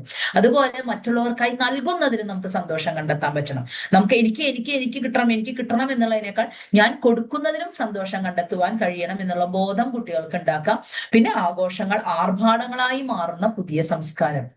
നമ്മള് ആർഭാടത്തിന് ഉപയോഗിക്കുന്നതിന്റെ 10-1 മതിയായിരിക്കും നമ്മളുടെ അടുത്തുള്ള ഒരു ദരിദ്ര കുടിലിൽ അവരുടെ ആഘോഷം ഉണ്ടാക്കാൻ. ആ ഒരു ബോധം കുട്ടികൾക്ക് കൊടുക്കുവാനായിട്ട് ഈ പാഠഭാഗം ശ്രദ്ധിക്കുക. ഇനി ചരിത്രം രചിച്ച നാടകം. ഒരു മിനിറ്റ് ടീച്ചർ, അവിടെ വൈലോപ്പിള്ളിയും കേരളവും തമ്മിലുള്ള ഒരു ബന്ധമുണ്ടല്ലോ.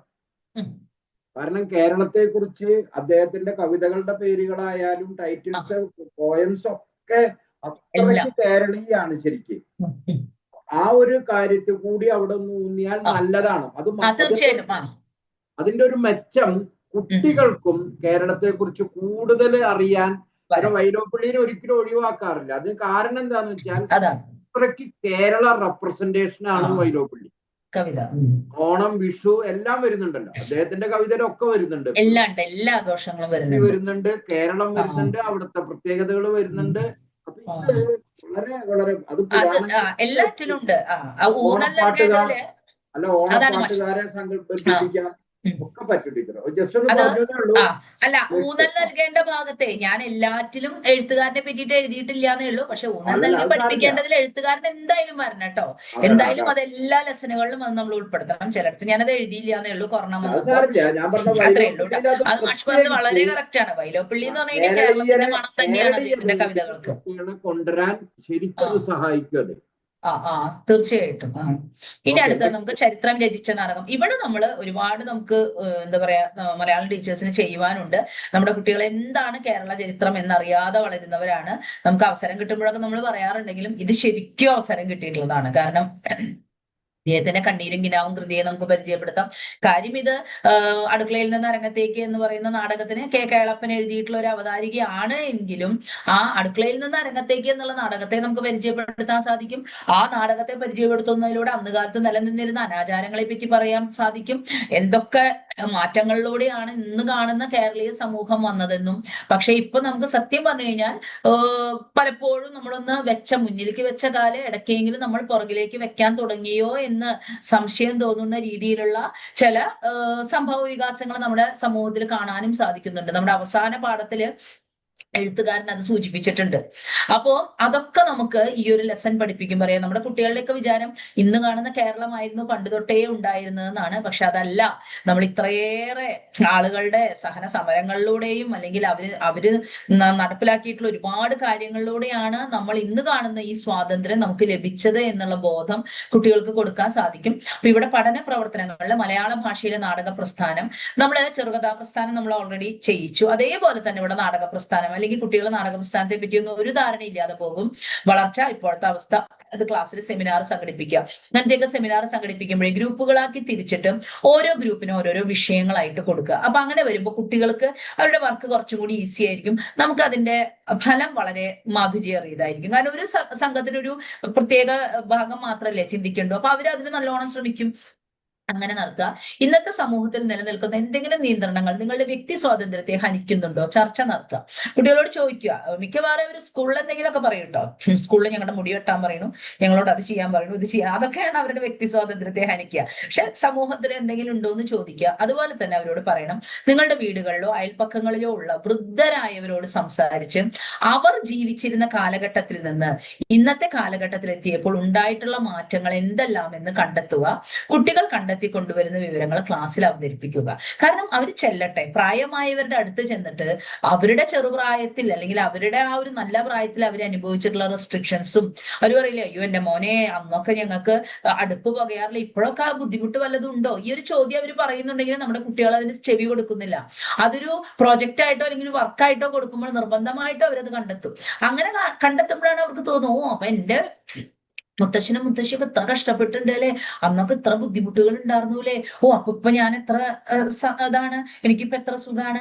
അപ്പോഴേ അവരുടെ സുഖങ്ങൾ അല്ലെങ്കിൽ അവർക്ക് കിട്ടിയിട്ടുള്ള സ്വാതന്ത്ര്യം തിരിച്ചറിയും. അപ്പൊ അതുകൊണ്ട് അത് നിർബന്ധമായ ഒരു വർക്കായിട്ട് ചെയ്യിപ്പിക്കുക. അത് എങ്ങനെ ചെയ്യിപ്പിക്കണം എന്നുള്ളത് നിങ്ങൾക്ക് ചെയ്യാട്ടോ. നമ്മളിപ്പോ കൊണ്ടുവരുന്ന വിവരങ്ങൾ ക്ലാസ്സിൽ അവതരിപ്പിക്കാം. ഇനി അതിന്റെ അടിസ്ഥാനത്തിൽ ഒരു ചർച്ച നടത്തണോ, അതിന്റെ അടിസ്ഥാനത്തിൽ ഒരു സെമിനാർ നടത്തണോ, അതൊക്കെ ടീച്ചർമാരുടെ താല്പര്യത്തിനനുസരിച്ച് നമുക്ക് വിടാം. അല്ല ഇനി ചില കുട്ടികളൊക്കെ ഇന്റർവ്യൂ ഒക്കെ വീഡിയോയിലൊക്കെ എടുത്തിട്ട് ക്ലാസ്സിൽ ഒരു ഡോക്യുമെന്ററി ഒക്കെ ആയിട്ടിടും. അതിടട്ടെ, അതും നല്ല കാര്യം. ഇതുപോലെ തന്നെ ഞാൻ ഡോക്യുമെന്ററികൾ തയ്യാറാക്കാനായിട്ട് കുറച്ച് വിഷയങ്ങൾ ഇവിടെ തരുന്നുണ്ട്. ഇതാ പഠന പ്രവർത്തനത്തിന്റെ ഭാഗമാണ്. പ്രാചീന കേരളത്തിലെ സാമുദായിക ക്രമം എങ്ങനെയായിരുന്നു? നമ്മുടെ ചാതുർവർണ്ണയ വ്യവസ്ഥ, നമ്മള് എന്താ പറയാ, താഴ്ന്ന ജാതിക്കാർക്ക് വഴികളിലൂടെ നടക്കുവാനുള്ള ഇത് ഉണ്ടായിരുന്നില്ല. ഗുരുവായൂർ സത്യാഗ്രഹം, വൈക്കം സത്യാഗ്രഹം, അതുപോലെ ആരാധനാലയങ്ങളിൽ നമുക്ക് വിലക്കുണ്ടായിരുന്നു. അങ്ങനെയുള്ള സാമുദായിക ക്രമം കുട്ടികൾ തന്നെ ഒന്ന് കണ്ടെത്തി കൊണ്ടുവരട്ടെ. അതുപോലെ തന്നെ പ്രാചീന കേരളത്തിലെ സ്ത്രീകളുടെ അവസ്ഥ, സാമൂഹ്യ സ്ഥിതി, വിദ്യാഭ്യാസം, ജോലി, എല്ലാറ്റിനെയും കുറിച്ചിട്ടുള്ള ഇതുകൾ കുട്ടികൾ ഡോക്യുമെന്ററികൾ ഉണ്ടാക്കട്ടെ. കേരളത്തിലെ നവോത്ഥാന നായകർ, ഇതിൽ നിന്നൊക്കെ കേരളം ഇന്നത്തെ അവസ്ഥയിലേക്ക് എത്താൻ കാരണമായിട്ടുള്ള ഈ നവോത്ഥാനം എന്നുള്ള വാക്ക് സത്യം പറഞ്ഞാൽ നമ്മുടെ കുട്ടികൾക്ക് ഇപ്പൊ ഒരു 2-3-4 കൊല്ലം മുമ്പൊക്കെ അവർ കേട്ടത് എന്തോ വല്ലാത്തൊരു അർത്ഥത്തിലാണ്. പക്ഷെ എങ്ങനെയാണ് ഇന്നത്തെ കേരളം എങ്ങനെയായി മാറിയത് എന്നുള്ളൊരു ബോധം അവർക്ക് കൊടുക്കാൻ ആ നവോത്ഥാന നായകരെ കുറിച്ചിട്ടുള്ള ഒരു ഡോക്യുമെന്ററി. അതുപോലെ തന്നെ പ്രാചീന കേരളത്തിൽ നിലനിന്നിരുന്ന പ്രാകൃതമായിട്ടുള്ള ശിക്ഷാരീതികൾ, ചിത്രവധവും അതുപോലെ കൈമുക്കും, അങ്ങനെ ഒരുപാട് പ്രാകൃത ശിക്ഷാ രീതികളുണ്ട്. ഇതൊക്കെ എന്തിനാണ് കുട്ടികളെ അറിയിക്കണേന്ന് വെച്ചാൽ ഇപ്പൊ അവര് ജീവിക്കുന്നത് എത്ര സുന്ദരമായ ഒരു കാലഘട്ടത്തിലാണ്, എത്ര സമാധാനപൂർണമാണ് അവരുടെ ജീവിതം എന്ന് അവർക്ക് തിരിച്ചറിയണമെങ്കിൽ പണ്ട് എന്തായിരുന്നു എന്നുള്ളതും അതിൽ നിന്ന് എത്ര കഷ്ടപ്പെട്ടിട്ടാണ് ഇവിടേക്ക് എത്തിയിട്ടുള്ളതെന്നും അവരറിയണം. അപ്പോഴേ ഇന്നിന്റെ വില അവർ മനസ്സിലാക്കുള്ളൂ. അതിനാണ് ഇതൊക്കെ ഡോക്യുമെന്ററികളായിട്ട് ചെയ്യിക്കാൻ പറയുന്നത്. കഴിവ് തെളിയിക്കുന്ന ചോദ്യങ്ങൾ. അടുക്കളയിൽ നിന്ന് അരങ്ങത്തേക്ക് എന്ന പ്രശസ്തമായ കൃതിക്ക് ആ പേര് എത്രമാത്രം യോജിക്കുന്നുവെന്ന് ഈ ലേഖനത്തെ അടിസ്ഥാനമാക്കി വിശദീകരിക്കുക. പിന്നെ ഈ ലേഖനം പഠിപ്പിക്കുമ്പോൾ അടുക്കളയിൽ നിന്ന് അരങ്ങത്തേക്ക് എന്നുള്ള നാടകം കുട്ടികളെ കൊണ്ട് വായിപ്പിക്കാൻ ശ്രമിക്കണം. ചില ഭാഗങ്ങൾ അവർക്ക് ആ ഒരു ഭാഷ ഇത്തിരി ബുദ്ധിമുട്ട് വരുന്നുണ്ടാവും. എന്നിരുന്നാലും അതൊന്ന് വായിപ്പിക്കുക. കാരണം ആ കൃതി അല്ലാതെ അവർ വായിക്കാൻ യാതൊരു സാധ്യതയില്ല. പിന്നെ ഏതൊരു നവോത്ഥാനത്തിന്റെയും അടിസ്ഥാന ശില സ്ത്രീ പുരുഷ വിദ്യാഭ്യാസമാണ്. ഈ പ്രസ്താവന, ഈ ലേഖനത്തെ അടിസ്ഥാനമാക്കി നിങ്ങൾ എങ്ങനെ വിശദീകരിക്കും? അടുക്കളയിൽ നിന്ന് അരങ്ങത്തേക്ക്, അതുപോലെ തന്നെ കണ്ണീരും കിനാവും പരിചയപ്പെടുത്തുക, അതിൽ അദ്ദേഹം വിദ്യാഭ്യാസം നേടുന്ന ഭാഗങ്ങളൊക്കെ ഉണ്ട്. അതൊക്കെ വളരെ കൃത്യമായിട്ട് നമ്മൾ കുട്ടികൾക്ക് പറഞ്ഞു കൊടുക്കണം. കാരണം വേറെ ഒന്നുമല്ല, അതൊക്കെ അറിയുമ്പോഴാണ് ഇത്രയും കഷ്ടപ്പെട്ടിരുന്നു ഒരു വിദ്യ നേടാൻ. അപ്പൊ നമുക്ക് ഇപ്പൊ ഈ പഠിക്കുന്നത് എത്രമാത്രം വലിയ കാര്യമാണ്, നമുക്കൊക്കെ ഒരു ബുദ്ധിമുട്ടും ഇല്ലാണ്ട് വിദ്യാഭ്യാസം കിട്ടുന്നു എന്നുള്ളൊരു ബോധം അവർക്ക് വരണമെങ്കിൽ അന്ന് കാലത്ത് ഒരു പഠിപ്പ് ആ മാന്മാർക്ക് കൂടാ എന്ന് വായിച്ചപ്പോൾ അദ്ദേഹം അനുഭവിച്ച സന്തോഷത്തെ പറ്റിയിട്ടൊക്കെ പറഞ്ഞിട്ടുണ്ട്. അപ്പൊ കണ്ണീരും കിനാവും മുഴുവനൊന്നും വായിച്ചു കൊടുത്തില്ലെങ്കിലും ആ ഒരു ഭാഗമൊക്കെ നമുക്കൊന്ന് കുട്ടികൾക്ക് വായിച്ചു കൊടുക്കാം കേട്ടോ. അദ്ദേഹം ആ തീയക്കുട്ടിയിൽ നിന്ന് അക്ഷരമാല എഴുതി മേടിച്ചതും, രാത്രി അമ്പലത്തിന്റെ തിടപ്പള്ളിയിൽ ഇരുന്ന് ഇങ്ങനെ വിരലൊന്നും വഴങ്ങുന്നില്ല അങ്ങനെ എഴുതി പഠിച്ചതും, മാന്മാർക്ക് കൂടാന്ന് വായിച്ചത്, അതൊക്കെ ഒന്ന് കുട്ടികൾക്ക് വായിച്ചു കൊടുക്കുക. കാരണം അക്ഷരം നേടുവാനായിട്ട് ഇത്രമാത്രം ആളുകൾ വിഷമിച്ചിരുന്ന ഒരു കാലഘട്ടം ഉണ്ട് എന്നുള്ളത് അവരറിയട്ടെ. അപ്പോൾ ഊന്നൽ കൊടുക്കേണ്ട ഭാഗങ്ങളും അതൊക്കെ തന്നെയാണ്. പ്രാചീന കേരളത്തിലെ സാമുദായിക ക്രമം, നിലനിന്നിരുന്ന അന്ധമായ വിശ്വാസങ്ങള്, ക്രൂരമായ ശിക്ഷാരീതികള്, കേരളം നവോത്ഥാനത്തിന്റെ നാൾവഴികള്, ആധുനിക കാലത്ത് വീണ്ടും സമൂഹത്തെ പുറകിലേക്ക് കൊണ്ടുപോകുവാൻ ഇടയാക്കാവുന്ന ഇടപെടലുകൾ, തീർച്ചയായിട്ടും അതും ചർച്ച ചെയ്യേണ്ടതാണ്. രാഷ്ട്രീയമൊന്നുമല്ല പറയേണ്ടത് അവിടെ. പക്ഷെ നമ്മുടെ ഇടയിൽ ഇപ്പൊ നമ്മൾ അറിയാതെ ചില മുന്നിലേക്ക് വെച്ച കാലുകൾ പിന്നിലേക്ക് മാറുന്നുവോ എന്ന് ചിലപ്പോൾ നമുക്ക് തോന്നുന്നുണ്ട്. അപ്പൊ ഇപ്പൊ ഇന്നലെ നമ്മളിപ്പോ നടന്ന വെടിക്കെട്ട് തൃശ്ശൂർ ജില്ലയിലുണ്ടായി. അതിനെ പോലും ഇന്ന് വളരെ വിഷമം തോന്നി. കുറച്ച് മാധ്യമ പ്രവർത്തകര്, ഒരു പ്രത്യേക മാധ്യമ പ്രവർത്തകരെ തന്നെ പറഞ്ഞിട്ടുണ്ട്, അവരിന്നലെ അവിടെ എന്തോ കുറെ മാധ്യമ പ്രവർത്തകർ ഇന്നലെ ചെന്നിട്ടുണ്ട്, ചിത്രീകരിക്കാൻ ചെന്നിരുന്നു, അതുകൊണ്ട് അതിൽ അട്ടിമറി സംശയിക്കണം. അല്ല, അട്ടിമറി സംശയിക്കണം. അപ്പൊ നോക്കൂ, ഒരു പ്രത്യേക വിഭാഗത്തിൽപ്പെട്ട ഒരു TV ചാനലുകാർ അവിടെ വന്നത് കൊണ്ട് അതിൽ അട്ടിമറി സംശയിക്കണം എന്ന് പറയുമ്പോ നമ്മൾ എത്രമാത്രം പുറകിലേക്ക് പോകുന്നു നമ്മുടെ ചിന്ത എന്ന് നോക്കൂ. ആരെങ്കിലും ചെയ്യൂ? ഇത്രയും വലിയൊരു സ്ഥലത്ത് ഒരു തീയൊക്കെ ഇടുവോ അവര്? അപ്പൊ അങ്ങനെ പോലും ഇന്നൊരു ചർച്ച കണ്ടു. വേറെ ചില പ്രശ്നങ്ങളുണ്ട് മാം. ഈ ഉപയോഗിക്കുന്ന ലൈറ്റുകൾ ഉണ്ടല്ലോ, അത് ഭയങ്കര അപകടമാണെന്നാ പറഞ്ഞത്. അത് പറയുന്നുണ്ട്, ശരിക്കും ഇത് കൊണ്ടുപോകുന്നതായിരുന്നു എന്ന് പറയണു. ഫ്ലാഷ് ലൈറ്റ്സ് ഉണ്ടല്ലോ, അതൊക്കെ ചിലപ്പോ ഈ പ്രശ്നങ്ങൾ ഉണ്ടാക്കാം എന്നാണ് പറയുന്നത്. അപ്പൊ പറയുന്നുണ്ട്, ഇന്നലെ തന്നെ അവരവിടെ ചെല്ലുമ്പോ ലൈറ്റ് ഒക്കെ ഇടുമ്പോ മാതൃഭൂമി ചാനലുകാരൊക്കെ പറയുന്നുണ്ടായിരുന്നു, ഞങ്ങള് ഫ്ലാഷ് മിന്നിക്കും അയ്യോ ശ്രദ്ധിക്കണം എന്ന് പറഞ്ഞിരുന്നു എന്ന് പറയുന്നുണ്ട്. പാവം കുറച്ചുപേരുടെ ജീവിതം പോയി. കാരണം ഈ ചില വസ്തുക്കളില് ഈ ഫ്ലാഷ് ചെല്ലുമ്പോ അതിന്റെ റിയാക്ഷൻ ഉണ്ടാവും പറയുന്നത്. പക്ഷെ അതിനെ പോലും നമ്മള് ഒരു മതത്തിന്റെ കണ്ണിലൂടെ കണ്ട് പൂരം നശിപ്പിക്കുവാനുള്ള ശ്രമം എന്ന് പറയണത്. അപ്പൊ നമ്മള് നമ്മുടെ കുട്ടികളുടെ വർഗീയമായി കഴിഞ്ഞു നമ്മള് എല്ലായും. അപ്പൊ അത് നമ്മൾ നമ്മുടെ കുട്ടികൾക്ക് വേണ്ടത്ര ബോധം, രാഷ്ട്രീയം ഒന്നും പറയേണ്ട, ഒരു രാഷ്ട്രീയ പാർട്ടിനെ ഒന്നും നമ്മൾ പറയുന്നില്ല, പക്ഷെ നമ്മൾ നമ്മുടെ കുട്ടികളെ മനുഷ്യരാക്കുവാനുള്ള ശ്രമം നമ്മുടെ ഭാഗത്തുനിന്ന് ഉണ്ടാവും. അത്ര മതി, മനുഷ്യരായാൽ മതി. മതേതര ബോധം ശരിക്കും വളർത്താൻ പറ്റണം, വളർത്തിക്കൊണ്ടുവരണം. ഇനി അതുപോലെ എന്റെ ഭാഷ നമ്മൾ, എനിക്ക് തോന്നുന്നു ചെറിയ ക്ലാസ്സുകളിലൊക്കെ എവിടെയെങ്കിലൊക്കെ നമ്മൾ കുട്ടികളെ പഠിപ്പിച്ചിട്ടുണ്ടാവും.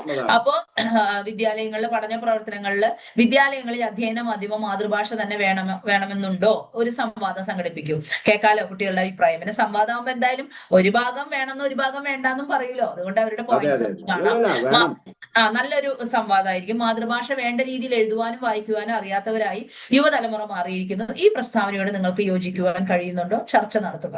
വള്ളത്തോൾ നാരായണ മേനോന്റെ പ്രോജക്റ്റ് തയ്യാറാക്കാം. മാതൃഭാഷയോടൊപ്പം അന്യഭാഷകളും പഠിക്കേണ്ടതിന്റെ പ്രാധാന്യത്തിലെ വിഷയത്തിൽ ഒരു സെമിനാർ സംഘടിപ്പിക്കുക. കാരണം അവരോട് തന്നെ ചോദിക്കുക, അന്യഭാഷകളും പഠിക്കേണ്ടതുണ്ടോ, അതിന്റെ പ്രാധാന്യം എന്താണ്, അതിനെ പറ്റിയിട്ടൊരു സെമിനാർ നമുക്ക് ക്ലാസ്സിൽ സംഘടിപ്പിക്കുക. ഇതൊക്കെയാണ് ഇതിൽ പ്രധാനമായിട്ട് നമുക്കൊരു പഠന പ്രവർത്തനങ്ങളായിട്ട് വരുന്നത്. അത് കഴിഞ്ഞാൽ കഴിവ് തെളിയിക്കുന്ന ചോദ്യങ്ങള്, അമ്മയെയും മാതൃഭാഷ, ഇത് നമ്മൾ ആദ്യത്തെ ആ ഭാഗത്തും ഞാൻ ഇതേ ചോദ്യം തന്നെ കൊടുത്തിട്ടുണ്ട്, അത് ഇവിടെയും നമുക്ക് എടുക്കാവുന്നതാണ്. മാറിയ ലോകഘടനയിൽ കുട്ടികളുടെ ഉന്നമനത്തിന് മാതൃഭാഷാ പഠനം മാത്രം സഹായകരമാകുമോ? നിങ്ങളുടെ അഭിപ്രായം സമർത്ഥിക്കുക. ഇത് നമ്മൾ ഓൾറെഡി ഈ ഒരു ടോപ്പിക്കില് സെമിനാർ സംഘടിപ്പിച്ചു. അതിന്റെ വെളിച്ചത്തിൽ കുട്ടികളെ കൊണ്ട് ഉത്തരം എഴുതിക്കുക. അപ്പൊ ഇതൊരു കോമ്പിറ്റൻസി ബേസ്ഡ് ചോദ്യമായി, അതിന്റെ ഉത്തരവും കിട്ടി. പല വിദ്യാലയങ്ങളിൽ നിന്ന് മലയാള ഭാഷയിൽ സംസാരിക്കുന്ന കുട്ടികൾ ശിക്ഷണ നടപടികൾക്ക് വിധേയരാക്കപ്പെടുന്നു. ഈ പ്രവണത ആശാസ്യമോ? അതും എന്തായാലും ആ ചർച്ചയിൽ ഈ പോയിന്റ് ഒക്കെ വന്നിട്ടുണ്ടാവും. അപ്പൊ ഇതിനൊക്കെയുള്ള ഉത്തരങ്ങൾ കുട്ടികളെ കൊണ്ട് എഴുതിപ്പിക്കുക. കോമ്പിറ്റൻസി ബേസ്ഡ് ക്വസ്റ്റ്യൻസിന്റെ ഉത്തരങ്ങൾ ഒരിക്കലും ടീച്ചർമാരുടെ ഭാഷയിൽ നമ്മൾ എഴുതി കൊടുക്കുന്നത് ആവരുത്. അത് അവരുടെ ഭാഷയിൽ അവരുടെ അഭിപ്രായം തന്നെ ഉത്തരങ്ങളായിട്ട് വരട്ടെ. അവരെഴുതുന്ന ഉത്തരം ടീച്ചർമാർ വായിച്ചു നോക്കി വേണ്ടത്ര തിരുത്തലുകൾ കൊടുക്കുക. അങ്ങനെയായിരിക്കണം കോമ്പിറ്റൻസ് ബേസ്ഡ് ക്വസ്റ്റ്യൻസിന്റെ ഉത്തരങ്ങൾ വരേണ്ടത്. ഇനി വിജ്ഞാന ഭാഷയും വൈജ്ഞാനിക സമൂഹവും ഇവിടെ വരുമ്പോഴും നമ്മൾ ഈ പറഞ്ഞ പോലെ നമ്മളുടെ മുന്നോട്ട് വെച്ച കാല് പുറകോട്ട് വെക്കുന്നു എന്നുള്ള ആ ഒരു ഭാഗം ഇവിടെയും ഇദ്ദേഹവും അത് സൂചിപ്പിക്കുന്നുണ്ട്. നിത്യജീവിതത്തിൽ നമ്മൾ ഉപയോഗിക്കുന്ന ഇതര ഭാഷാ പദങ്ങൾ, പ്രയോഗങ്ങൾ എന്നിവ കണ്ടെത്തി ചാർട്ട് രൂപത്തിൽ പ്രദർശിപ്പിക്കുക.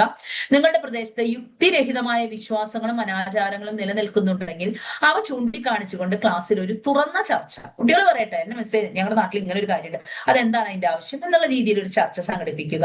മുൻ പാഠഭാഗങ്ങളിൽ ചർച്ച ചെയ്ത പല കാര്യങ്ങളുടെയും ഒരു ആകത്തുകയാണ് ഈ പാഠഭാഗം. ഈ പ്രസ്താവനയുടെ സാങ്കത്യം കുട്ടികളെ ഗ്രൂപ്പുകളാക്കി തിരിച്ച് ഓരോ ഗ്രൂപ്പിനോടും കണ്ടെത്തി സെമിനാറായി അവതരിപ്പിക്കാൻ പറയാം. എന്റെ ഭാഷ എന്ന് പറയുന്ന പദ്യഭാഗവും ഈ പാഠവും എങ്ങനെ ബന്ധിപ്പിക്കപ്പെട്ടിരിക്കുന്നു? കുട്ടികൾ കണ്ടെത്തട്ടെ, സെമിനാറായിട്ട് അവതരിപ്പിക്കട്ടെ. ചരിത്രം രചിച്ച നാടകവും ഈ പാഠഭാഗത്തിനെയും നിങ്ങൾക്ക് എങ്ങനെ ബന്ധിപ്പിക്കാൻ സാധിക്കും? ഈ പാഠം എടുത്തു കഴിഞ്ഞതിന് ശേഷം മാത്രമേ നമുക്ക് ഈ ഒരു പഠന പ്രവർത്തനത്തിലേക്ക് പോകാൻ പറ്റുള്ളൂ.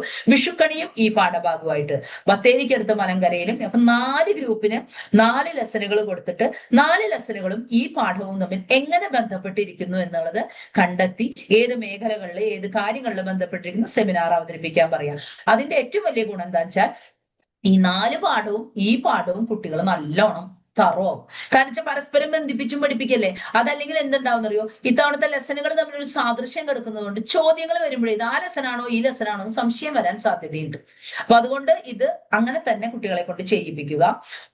കഴിവ് തെളിയിക്കാവുന്ന ചോദ്യങ്ങളെ ലോകരാഷ്ട്രങ്ങൾക്ക് മാതൃകയാക്കാവുന്ന ഒരു വിജ്ഞാന സമൂഹമായി കേരളത്തെ മാറ്റുവാൻ ഏതെല്ലാം മേഖലയിലാണ് അധികാരികളുടെ ശ്രദ്ധ പതിയേണ്ടത്? നിങ്ങളുടെ അഭിപ്രായം രേഖപ്പെടുത്തുക. നമ്മൾ പറയുന്നുണ്ട് അതില് എല്ലാവർക്കും മാതൃകയാവുന്ന രീതിയിൽ കേരളത്തിലെ മാറ്റണം, അതിനൊരു വിജ്ഞാന സമൂഹത്തെ ഉണ്ടാക്കണം എന്നൊക്കെയാണ് എഴുത്തുകാരൻ പറയുന്നത്. അപ്പൊ അതിനു വേണ്ടിയിട്ട് നമ്മൾ ഏതൊക്കെ ഭാഗങ്ങളിൽ ശ്രദ്ധ പതിയണമെന്ന് ഒരു യുവതലമുറയുടെ പ്രതിനിധി എന്നുള്ള രീതിയിൽ കുട്ടികൾ പറയട്ടെ.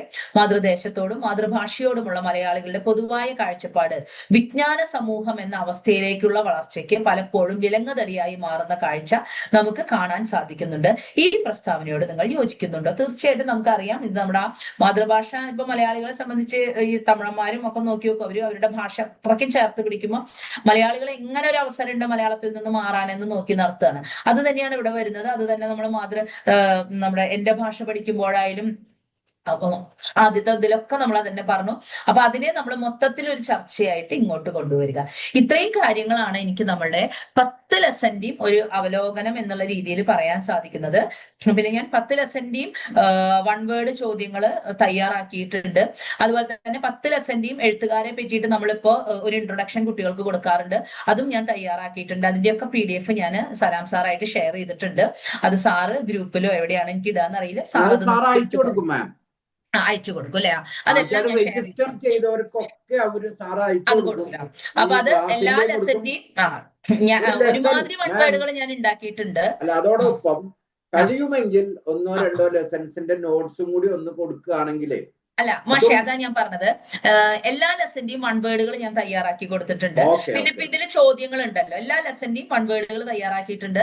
എല്ലാ ലെസന്റെയും ഇൻട്രൊഡക്ഷൻ ഞാൻ തയ്യാറാക്കിയിട്ടുണ്ട്. എഴുത്തുകാരനെ പറ്റിയിട്ടുള്ള തയ്യാറാക്കിയിട്ടുള്ള PDF കൊടുത്തിട്ടുണ്ട്. പിന്നെ ഈ ഞാനിപ്പോ ഇന്ന് ക്ലാസ് എടുത്തതിന്റെ മെറ്റീരിയൽസിന്റെ PDF സാറിന് കൊടുത്തിട്ടുണ്ട്. അപ്പൊ ചോദ്യങ്ങൾ ഇതിലുണ്ടല്ലോ മാഷെ. പിന്നെ അത് ടീച്ചേഴ്സിനെ സംബന്ധിച്ച് അതിന്റെ ഉത്തരം വളരെ യൂസ്ഫുൾ ആണ് മാം. കാരണം എസ്പെഷ്യലി ആക്ടിവിറ്റി ബേസ്ഡ് ആയിട്ട് ക്ലാസ് റൂമിന് പുറത്തും ചെയ്യിക്കാവുന്ന കുറെ കാര്യങ്ങളുണ്ട് ഇതില്. അത് വളരെ പ്രധാനമാണ്. കാരണം നമ്മുടെ ടീച്ചേഴ്സിന്റെ ഒരു വലിയ പരിമിതി വെറുതെ ലെസൺ വായിച്ചങ്ങ് പോലും മാത്രമാണ്. കേൾക്കുന്നുണ്ടോ? കേൾക്കുന്നുണ്ട് സാർ. വളരെ പ്രധാനമാണ്. ഈ ആക്ടിവിറ്റീസിലൂടെ ഒക്കെ പോവുകയാണെങ്കിൽ നമ്മൾ ഈ ലെസൺ എന്താണോ അർത്ഥമാക്കിയത് അതിലേക്ക് നമുക്ക് നമ്മുടെ കുട്ടികളെ എത്തിക്കാൻ സാധിക്കും. അപ്പൊ അത് നിങ്ങൾ എല്ലാവരും ശ്രമിക്കുന്നു ഞാൻ വിചാരിക്കുന്നു. പിന്നെ 1 വേർഡുകൾ ഞാൻ തന്നിട്ടുണ്ടെങ്കിലും അതൊരു അവസാനമൊന്നുമല്ല. ഞാൻ പറഞ്ഞല്ലോ, ഓരോ വരിയിൽ നിന്നും നമുക്ക് 1 വേർഡുകൾ ഉണ്ടാക്കാൻ പറ്റുന്നതാണ്. പിന്നെ കുട്ടികളെ കൊണ്ട് പാഠങ്ങൾ നല്ലപോലെ വായിപ്പിച്ചുകൊണ്ടേയിരിക്കുക. എല്ലാ ദിവസവും മലയാളത്തില് ഒരു ലെസൺ വായിക്കാൻ പറയാം. അപ്പൊ പരീക്ഷ ആകുമ്പോഴേക്കും ഓരോ ലെസനും അവര് 10-15 പ്രാവശ്യം വായിച്ചു കഴിഞ്ഞിട്ടുണ്ടാവും. അങ്ങനെ വന്നു കഴിഞ്ഞാൽ എങ്ങനെ 1 വേർഡ് ചോദിച്ചാലും കിട്ടും. 18 1 വേർഡുകൾ മാത്രമേ ഉള്ളൂ എന്നുള്ള വലിയ എന്താ പറയാ ഒരു അത് വളരെയധികം ശ്രദ്ധിക്കുക. അപ്പൊ ഇത്രയും നേരം എന്റെ ക്ലാസ് കേട്ടിരുന്നതിന് നന്ദി. നിങ്ങൾക്ക് എന്തെങ്കിലും ഡൗട്ടുകൾ ഉണ്ടെങ്കിൽ ചോദിക്കാം. ഒരു ഹെൽപ്പ് കൂടി മാം ചെയ്യണം. നമ്മുടെ വ്യക്തിഗത പാഠഭാഗങ്ങളിൽ നിന്ന് മാം ഉണ്ടാക്കുന്ന സമയത്ത് മതി മറ്റേ അങ്കവാക്യം പ്രയോഗം മാറ്റുക, ഇങ്ങനത്തെ ആ 3 കാര്യങ്ങള് കഴിയുന്നത്ര ലെസണിൽ തീർച്ചയായിട്ടും തരാം സാറേ, തീർച്ചയായിട്ടും ഞാൻ തരാം കേട്ടോ. കാരണം എന്താ അറിയോ, അത് വളരെ അത്യാവശ്യമുള്ള ഒരു കാര്യമാണ് ടീച്ചേഴ്സിന്. തീർച്ചയായിട്ടും. ഇപ്പോഴേ അത്തരത്തിലുള്ള ഒരു 10 കളക്ഷൻ. പാഠങ്ങളും നമുക്ക് പുതിയതായതുകൊണ്ട് എനിക്ക് ഈ ദിവസങ്ങളിൽ ഓരോ പാഠത്തിലൂടെയും പതുക്കെ വായിച്ചിട്ടാണ് മതി, ഈ ഒരു ഇതിലേക്ക് പതുക്കെ വന്നത്. മതി. അപ്പൊ അതുകൊണ്ട് കുറച്ച് സമയം ടൈം നോ കൺസ്യൂമിംഗ് പ്രോബ്ലം. ആയിരുന്നു. പക്ഷെ ആ പ്രോസ് ലെസൺസ് കംപ്ലീറ്റ് കവർ ചെയ്യാൻ അതുണ്ടാക്കാറുണ്ട്, ഞാൻ എല്ലാ വർഷവും ഉണ്ടാക്കാറുണ്ട്. തീർച്ചയായിട്ടും ഷെയർ ചെയ്ത് തരാം അതന്നെ, സാർ. അതിന് അതന്നെ. നമുക്ക് സന്തോഷമുള്ളൂ. അത് തീർച്ചയായിട്ടും ഷെയർ നമുക്ക് ചെയ്ത് വളരെ തരാം. ടീച്ചേഴ്സിന് വളരെ തീർച്ചയായിട്ടും പ്രയോജനം ചെയ്യും അത്. തീർച്ചയായിട്ടും ഷെയർ ചെയ്യാം. അവര് കൂടുതൽ ചെയ്യട്ടെ കേട്ടാ. അത് ചെയ്യട്ടെ. എന്നാലും ഞാൻ തയ്യാറാക്കുന്നത് തീർച്ചയായിട്ടും ഞാൻ സലാം സാർ സാർ. സാർ ഷെയർ ചെയ്യും. സാർ സലാം സാർ. സാറ് പറയൂ, എന്നിട്ട് ഞാൻ പറഞ്ഞോളാം. Okay madam, thank you so much. Okay sir. എടുത്തിട്ടുണ്ട്, വളരെ ആഴത്തിൽ ഇത് തീർച്ചയായിട്ടും. ചെയ്തിട്ടുണ്ട്, അവലോകനം ചെയ്തിട്ടുണ്ട്. ഓരോ പാഠവും അതിൻ്റെ ടിപ്സ്, ഏതൊക്കെ രീതിയിൽ നമുക്ക് പഠിപ്പിക്കാം, ഏതൊക്കെ രീതിയിൽ കുട്ടികളെ നമുക്ക് പ്രാപ്തരാക്കാം, എനേബിൾ ചെയ്യാം എന്നുള്ള രീതിയിലുള്ള വളരെ വിശദമായ ഒരു പ്രസൻറ്റേഷൻ ആയിരുന്നു. ഒത്തിരി എഫേർട്ട് എടുത്തിട്ടുണ്ട് മാഡത്തിന്. വയ്യ എന്നിട്ട് പോലും നമുക്ക് ഇത്രയും സമയം. അതെ അതെ അതെ അതെ, ആ സമർപ്പണാണ് സാർ. അതെ അതെ, ആ ഡെഡിക്കേഷൻ നമ്മൾ അപ്രീഷിയേറ്റ് ചെയ്യുന്നു. ഇവിടെ പങ്കെടുത്ത എല്ലാ അധ്യാപകരുടെ പേരിലും നന്ദി അറിയിക്കുന്നു. അതിൻ്റെ ഒരു ഫീഡ്ബാക്ക് മുരളി സാറും മോഹൻദാസ് സാറും കൂടെ. മോഹൻദാസ് സാറ് ശരിയായില്ലേ അത്? എന്റെ ശബ്ദം കേൾക്കുന്നുണ്ടോ? കേൾക്കുന്നുണ്ട്. എന്നാ സാറങ്ങ് പറ ആദ്യം. കാരണം എന്താ വെച്ചാൽ സാറിന് ഇതുവരെ പറ്റിയിട്ടില്ല എന്ന് പറയാൻ. സാറ് കമന്റ് ചെയ്തിട്ട് ഞാൻ പറഞ്ഞു. അപ്പൊ നമസ്കാരം. അല്ല, അതിന് മുമ്പ് എന്തെങ്കിലും ചോദ്യം ഉണ്ടോ എന്ന് നോക്കട്ടെ സാർ. നോക്കൂ തീർച്ചയായിട്ടും. എന്തെങ്കിലും ഉണ്ടെങ്കിൽ കൈ പൊക്കോ. അല്ല, ഒന്നും ടൈപ്പ് ചെയ്തിട്ടില്ലല്ലോ, ക്വസ്റ്റ്യൻസ് ഒന്നും വന്നിട്ടില്ല. എല്ലാരും വളരെ അല്ല, അവർ അത് കേട്ടിട്ടിരിക്കായിരുന്നു. അതാണ് കാരണം അവർക്ക് PPT സാർ അത് എല്ലാവർക്കും അയച്ചു കൊടുക്കുന്നുണ്ട് സാറേ. മാം ഒന്ന് കറക്റ്റ് ചെയ്തിട്ട് തരും. ഒരു വേടേ ഉള്ളൂ സാറേ, നാൽപ്പാമനം എന്നുള്ളൊരു വേടേ ഉള്ളൂ. നാൽപ്പാമനം എന്നുള്ള ഒറ്റ വേടേ ഉള്ളൂ. ടീച്ചേഴ്സിന് അറിയാം. സാറില്ല, അത്ര മാത്രമേ ഉള്ളൂ. വേറെ കൊടുത്തിട്ടില്ലേ? ഞാൻ സാറിന് അതെല്ലാം അയച്ചിട്ടുണ്ട്. അതായത് ഇൻട്രൊഡക്ഷൻ, എല്ലാ ലെസന്റെയും വൺ വേർഡ്, പിന്നെ ഈ PPT എല്ലാം ഞാൻ അയച്ചിട്ടുള്ളത്. കാരണം ഇതിപ്പോ എവിടെയെങ്കിലും വേറെ എനിക്ക് ക്ലാസ് എടുക്കണമെങ്കിൽ എക്സ്ട്രാ മൈൽ മാറ്റിയാൽ പിന്നെ എനിക്ക് അത് യൂസ് ചെയ്യാലോ. അപ്പൊ അത് PPT ആയിട്ടല്ല ഞാൻ കൊടുത്തിട്ടുള്ളത്. PPTയിൽ വന്നിട്ടുള്ള കണ്ടന്റ് കംപ്ലീറ്റ്ലി ഞാൻ PDF ആയിട്ട് കൊടുത്തിട്ടുണ്ട്. ഇത് കൊല്ലത്തിന്റെ തുടക്കത്തിലുള്ള ക്ലാസ് ആയതുകൊണ്ട് ഇനി എപ്പോഴെങ്കിലും എവിടെയെങ്കിലും എടുക്കേണ്ടി വരും. അല്ല, മാമിന്റെ എഫർട്ട് സാറ് പറഞ്ഞ പോലെ വളരെ പ്രധാനമാണ് മാം. എന്തായാലും മോഹൻദാസ് സാർ ഒന്ന് പറഞ്ഞു കഴിഞ്ഞിട്ട് ഞാൻ പറയാം. നമസ്കാരം. എന്തായാലും ഈ 10:30 മാറ്റി തന്നെ നമ്മൾ തുടങ്ങിയിരിക്കുകയാണ്. ഈ മാസത്തിൽ തന്നെ 2ാമത്തെ ക്ലാസ്. അപ്പൊ ഇനിയും തുടർന്നുണ്ടാവും തീർച്ചയായിട്ടും. അപ്പൊ ടീച്ചർ എന്തായാലും ഈ മലയാളത്തിലെ 10ാം ക്ലാസ്സിലെ 10 പാഠങ്ങളെ കുറിച്ച് വളരെ വ്യക്തമായി ഒരു ബോധം നമ്മുടെ അധ്യാപകർക്കും വിദ്യാർത്ഥികൾക്ക് അറിയിട്ടുണ്ടെങ്കിൽ അവർക്കും നൽകിയത് വളരെയധികം സന്തോഷമുണ്ട്. അപ്പൊ അതിന് കാരണക്കാരായ അബ്ദുസലാമിന്റെയും ബിജു സാറിന്റെയും മുളമ്പുഴ സാറിന്റെയൊക്കെ അഭിനന്ദനങ്ങൾ അറിയിക്കുകയാണ്. ഇനിയും നമുക്ക് ഇതുപോലുള്ള അവസരങ്ങൾ കൂടുതൽ നൽകണമെന്നുള്ള ഒരു ആഗ്രഹം കൂടിയുണ്ട്. അതുകൂടി അറിയിക്കുകയാണ്. വളരെ സന്തോഷം. Thank you so much sir. Murali sir. സാറേ, എന്തായാലും ഇന്ന് നമ്മുടെ ഒരു തുടക്കം, എനിക്ക് അതാണ് ഏറ്റവും പ്രധാനപ്പെട്ടത്. അത് വളരെ ഗുരുസ്ഥാനീയത്ത് നിന്ന് തന്നെ നമുക്കിന്ന് തുടങ്ങാൻ പറ്റി ശരിക്കും. അത് അപ്പൊ അവരെ സംബന്ധിച്ചോളം, ഉമാദേവി ടീച്ചറെ സംബന്ധിച്ചോളം അത്രയ്ക്കധികം അതിൽ എക്സ്പീരിയൻസ് ഉള്ള ഒരാളാണ്. അപ്പൊ അതിന്റെ ഈച്ച് ആൻഡ് ന്യൂക്ക് ആൻഡ് കോർണറിന് മാമിന് പോകാൻ പറ്റും. അതെ, ഓരോ മൂലയിൽ എവിടെയൊക്കെ എന്തൊക്കെ നമുക്ക് ചെയ്യാൻ പറ്റും എന്നുള്ളൊരു കാര്യം. കാരണം സാധാരണ കേസിൽ നമ്മുടെ ടീച്ചേഴ്സിനെ സംബന്ധിച്ചുള്ള ഏറ്റവും വലിയ പ്രശ്നം, ഒരു ഗൈഡും ഉണ്ടാവും, ടെക്സ്റ്റും ഉണ്ടാവും, ഇതിൽ നിന്ന് അങ്ങനെ അങ്ങോട്ടും ഇങ്ങോട്ടും തിരിച്ചിട്ട് കളിയാണ്. ഇതല്ല, ഒരു വലിയ ലോകമാണ് തുറന്നിട്ട് കൊടുത്തിട്ടുള്ളത് ടീച്ചേഴ്സിന്. ഇതാ ഇങ്ങനെയൊക്കെ പോവാം, ഈ രീതിയിലൊക്കെ നമുക്ക് അതിനെ സമീപിക്കാം. ഇത് വളരെ പ്രധാനപ്പെട്ട ഒരു കാര്യമാണ്.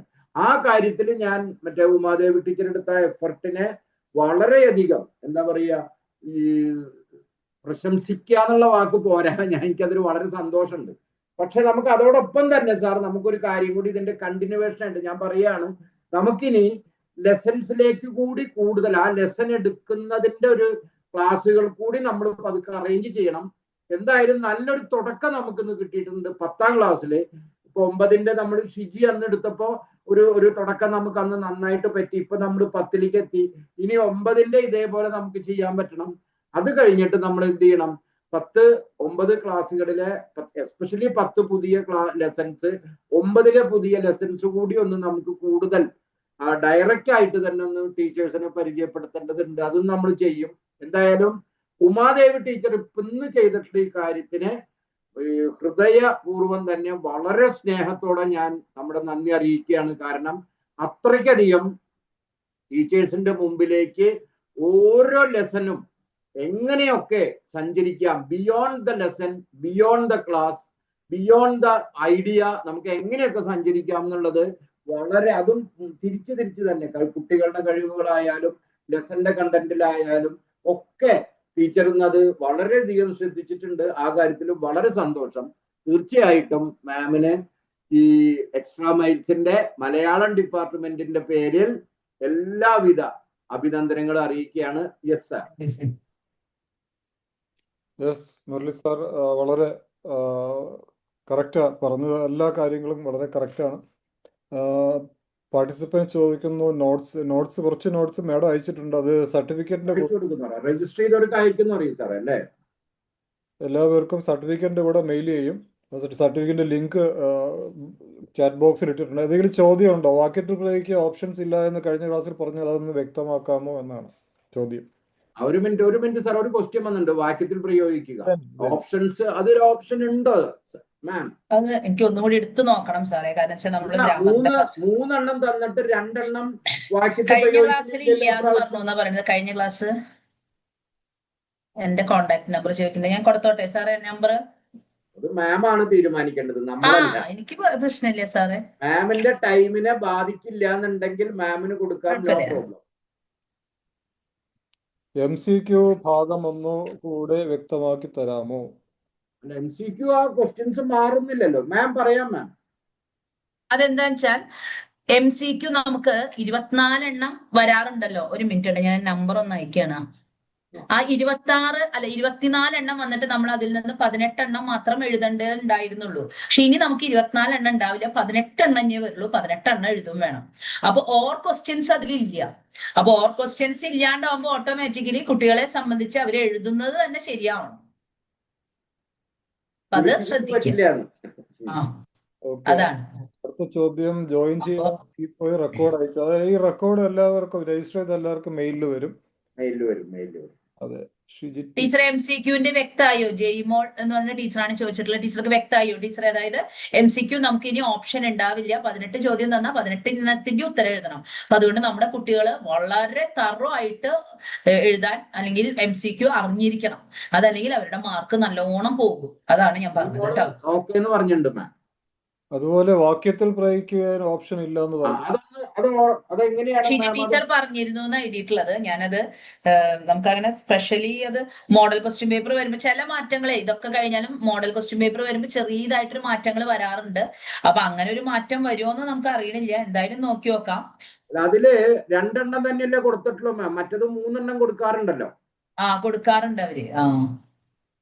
പ്രാവശ്യം അതില്ല എന്നാണ് എനിക്ക് തോന്നുന്നത്. 2 എണ്ണം തന്നിട്ടുള്ളൂ. അപ്പൊ അത് 2 എണ്ണം ഞാൻ തരേണ്ടത് ഓപ്ഷൻസ് മാറ്റുകയാണ്. മാർക്ക് നല്ലോണം സ്കോർ ചെയ്യുന്നതുകൊണ്ടായിരിക്കണം ഓപ്ഷൻസ് മാറ്റണത്, ഓപ്ഷൻസ് എടുത്ത് മാറ്റണത്. വാക്യത്തിൽ പ്രയോഗിക്കലെങ്കിൽ നമുക്ക് പേടിക്കാനില്ല. ഒരു വിധമൊക്കെ കുട്ടികൾക്ക് എഴുതാൻ. അതിൽ ഏറ്റവും ടെൻഷൻ വരേണ്ടത് MCQ ഭാഗമാണ്. അത് ഇത്തിരി ടെൻഷനുള്ള കാര്യം തന്നെയാണ്. വൺ വേർഡ് ഇത്തിരി ടെൻഷനാണ്. അത് ടീച്ചേഴ്സ് ഇപ്പൊ മാം കൊടുക്കുന്ന വൺ വേർഡ് അവർക്ക് ഒരു വലിയ മാതൃകയാക്കി കണ്ടുകൊണ്ട് അവരും കുറെ ഉണ്ടാക്കാൻ ശ്രമിക്കണം. എല്ലാവരും ഉണ്ടാക്കുക. ഇത് കുട്ടികളെ കൊണ്ട് ഉണ്ടാക്കിക്കാം. ഓരോ പാഠം പഠിപ്പിക്കുമ്പോ തീർച്ചയായിട്ടും അത് വളരെ പ്രധാനമാണ്. ഓരോ ഭാഗം കൊടുത്തിട്ട് ഷെയർ ചെയ്യിക്കുക. കുട്ടികൾ തന്നെ പല സെക്ഷനായിട്ട് ക്വസ്റ്റ്യൻ ഉണ്ടാക്കട്ടെ.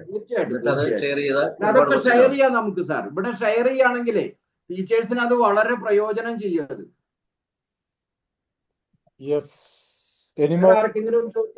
ചോദ്യങ്ങളുണ്ടോ? ചോദ്യങ്ങളിൽ നമുക്ക് ഇത് വളരെ വ്യക്തമാണ് എന്ന് നമുക്ക് മനസ്സിലാക്കാം. എല്ലാവർക്കും ജോയിൻ ചെയ്ത് എല്ലാവർക്കും നന്ദി. പ്രത്യേകം നന്ദി Shrimati Umadevi, resource person CBSE Malayalam HOD Shobha academy, and Mangalath Murali, poet writer. 40 വർഷം അല്ലേ സാർ? 39 വർഷത്തെ സേവന. 39 40 സാർ. 39 കുറച്ച് മാസം. അതെ. അതുപോലെ